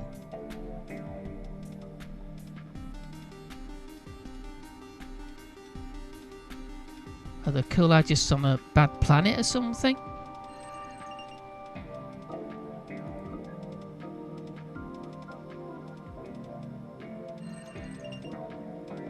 I'll go with chance. Cyberneticists manipulate the Prun conglomerates for personal gain. What's new?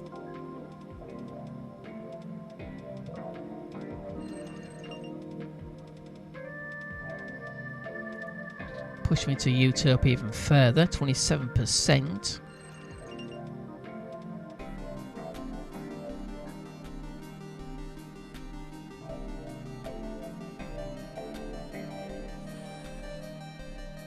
Okay, Prun sleeper barge.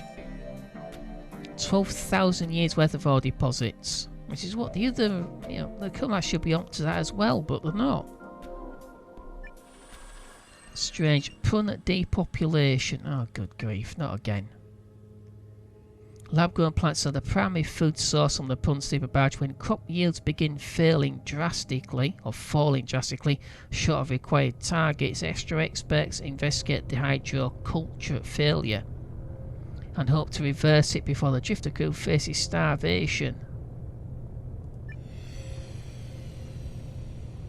Both fleets are almost halfway, neck and neck. So we've got a faulty hydroculture system, that's hydroponics. Neither of these two. The Astra experts quickly discover an error in the climate control settings.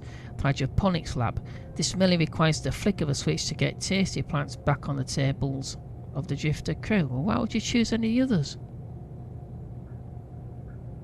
Minus 4%. I don't want to lose any more crew.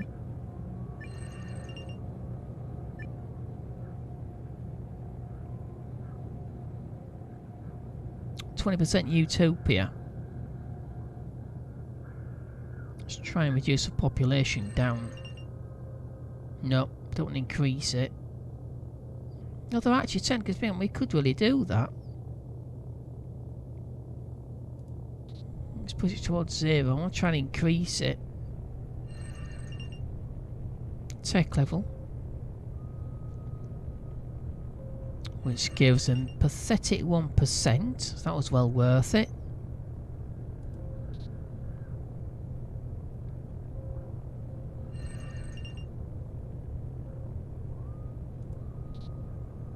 Okay, so back to 0 growth. So not losing any crew now.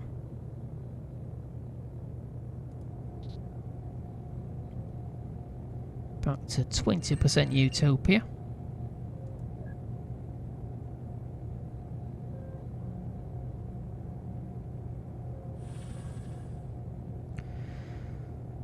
Okay, so 30% digital age. 3,228 Prun. Hopefully that doesn't go back into negatives for some reason. At least 7,000 years worth of stored resources. 13.8% of the population potential war casualties and 20% Utopia. Growth in Sol, human kingdoms. Farmers on Earth documented the behaviour of pollinating insects using his knowledge to coax distinct hybrid plants from the soil.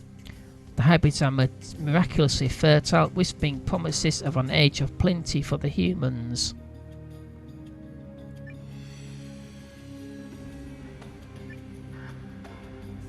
Crop hybridisation. I'd say it's a definite civilization pillar. Food is, after all. Plus tech. So we get to the next stage.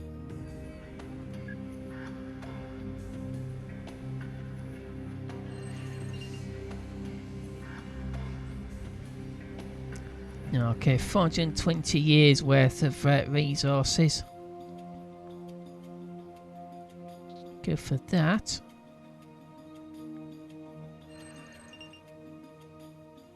That again.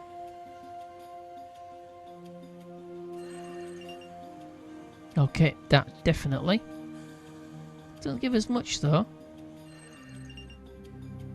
372 years. Should be enough though to get to the next stage.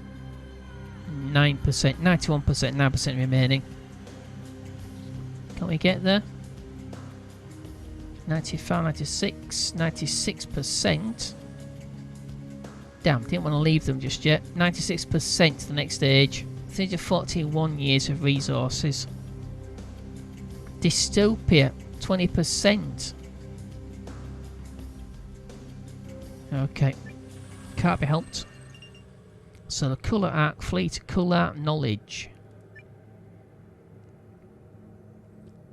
During a centuries-long journey of the Nuclear Ark fleet, the onboard computer is able to collect a vast amount of data about the galaxy. After careful analysis, the rocket scientists make some outstanding observations.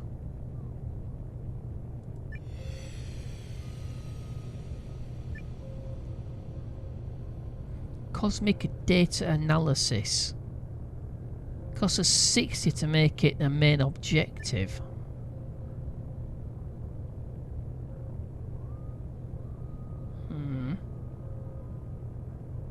Or make it a regular development. I can't afford 60.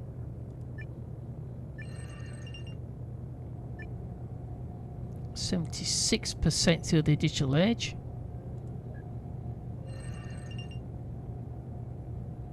I'm not going to choose either of these two.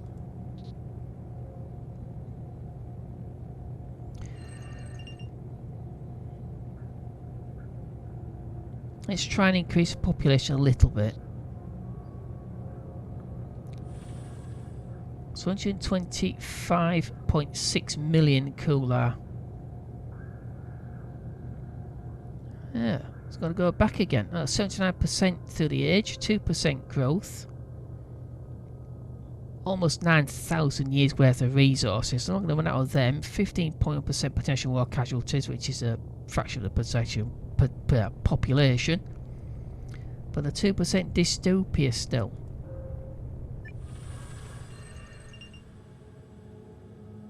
So the humans have reached a nautical age. Good grief. Okay, once again, traffic goods, nice trade, as well as knowledge.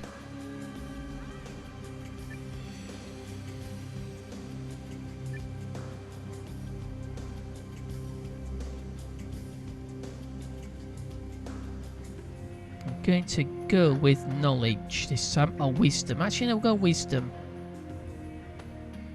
Wisdom, advancement, and power. I'm going to go with wisdom.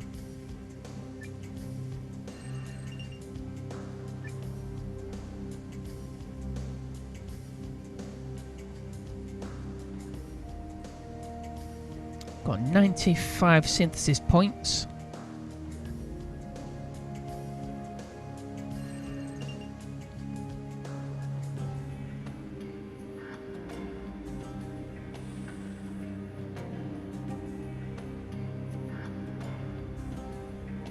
Oh, seriously, I'm going to leave them already. 15% still the new age, 16% growth, which is a little bit too high for me. 509 years worth of resources, 5.7 war casualties, 15% dystopia. Never really got a chance to do anything about that. So the Kular have arrived first. They've arrived in Wormwood. The Kular fleet finally arrived in the Wormwood system. Using all the materials of their spaceship, the Kular will try to establish their first city on Wormwood Prime. But of course the yeah.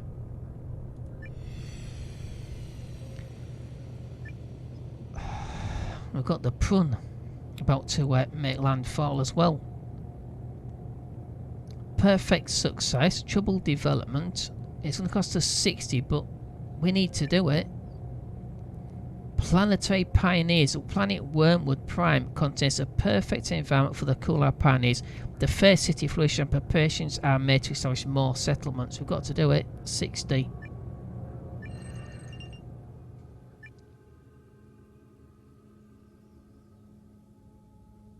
So, the Kular have got the first colony outside the star system.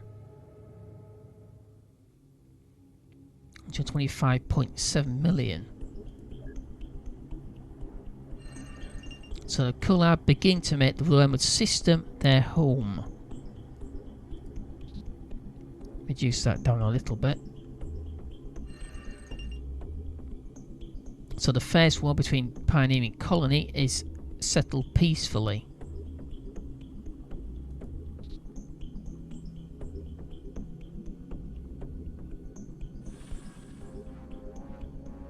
Here we go. So the Prun have arrived. The Prun sleeper barge made contact with the Kular pioneer colony.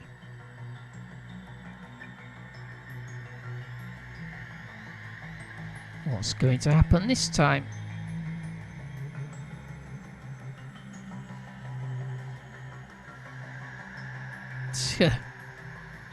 Okay, the Prun sleeper barge finally arrives in the Wormwood system and discovers that it is inhabited by the Kular pioneer colony. What events will be set in motion when the Prun make contact with the Kular? So the quote down here is, I think if an alien was to land in my front yard, I'd give him a beer. I bet I'd had one before, and I think it'd be okay with an alien race if I could have a beer with him. Probably that, and I'd show him my truck. A quote from an American truck owner, 21st century. Whatever.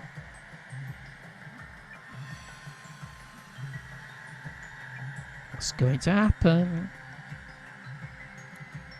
I can't afford minus 60. I used, was it 60 already?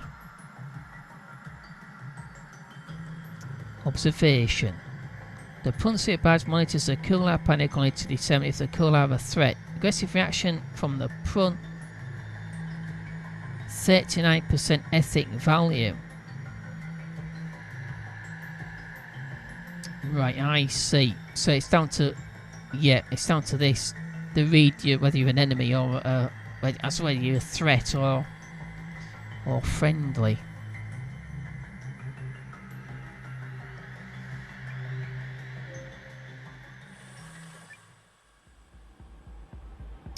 I don't believe this. The Wormwood system is under attack by the Prun sleeper barge. They're very aggressive.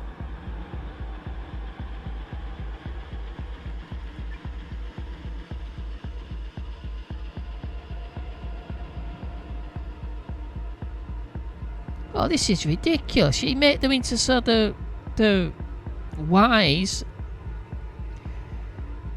and instead they go ahead and exterminate every bloody one. That's just a bit stupid. They're not aggressive by their very nature. After observing their society, the commanders of the Prun sleeper barge decided to conquer the Wormwood system, even if it meant annihilating a native Kular.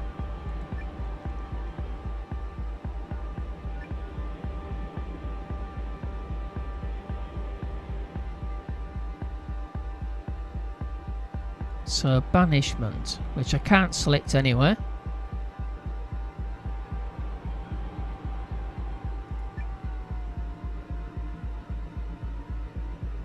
The Prun sleeper barge risks everything to bring down the Kular pioneer colony. Why would they do that? Both the Kular and the Prun sleeper barge are exterminated. Invasion event again. The winner of the ground combat for Wormwood will be the faction with the best technology and strongest military power. They're both equal, so both Kular and Prun sleeper barge are exterminated. And I can't select this one because I don't have enough synthesis points. Oh, that's ridiculous.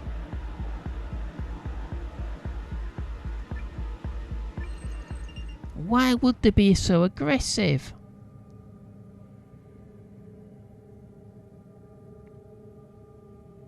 So that's two civilizations have destroyed each other. One made contact peacefully and the other one attacked it. So it went off by itself. So it's another colony. That colony was subsequently attacked and both was wiped out. My god, this planet was once inhabited by a species called the Kular. Wormwood, an orange dwarf star, is overtaken by the lava planet Wormwood Prime and a dense comet cloud. The Prun Barges started an invasion of the Wormwood system. Both the Kular civilization and the Prun Barge were destroyed in this conflict. Okay. I think it's a good place to leave the game for now. So that's the early access version of the game itself. Yeah, lots of potential. Hopefully, some more content, some varied sort of illustrations for different alien races. Hopefully in the future, as well as descriptions, as well as different technology. They seem to sort of reach the same sort of age.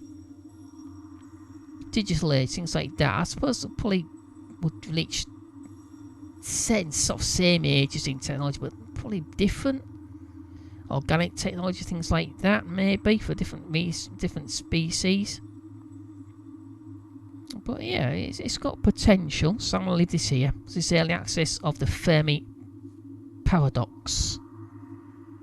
You find it on Steam. It's not expensive, and the developers are updating it on a regular basis. So that's quite good, and they're open to suggestions as well. Alright, so thank you for watching. Hope you enjoyed. Hopefully this video isn't too long for you. If it is, just skip through it. I'll try and add some chapter markers, things like that, but they don't seem to be working.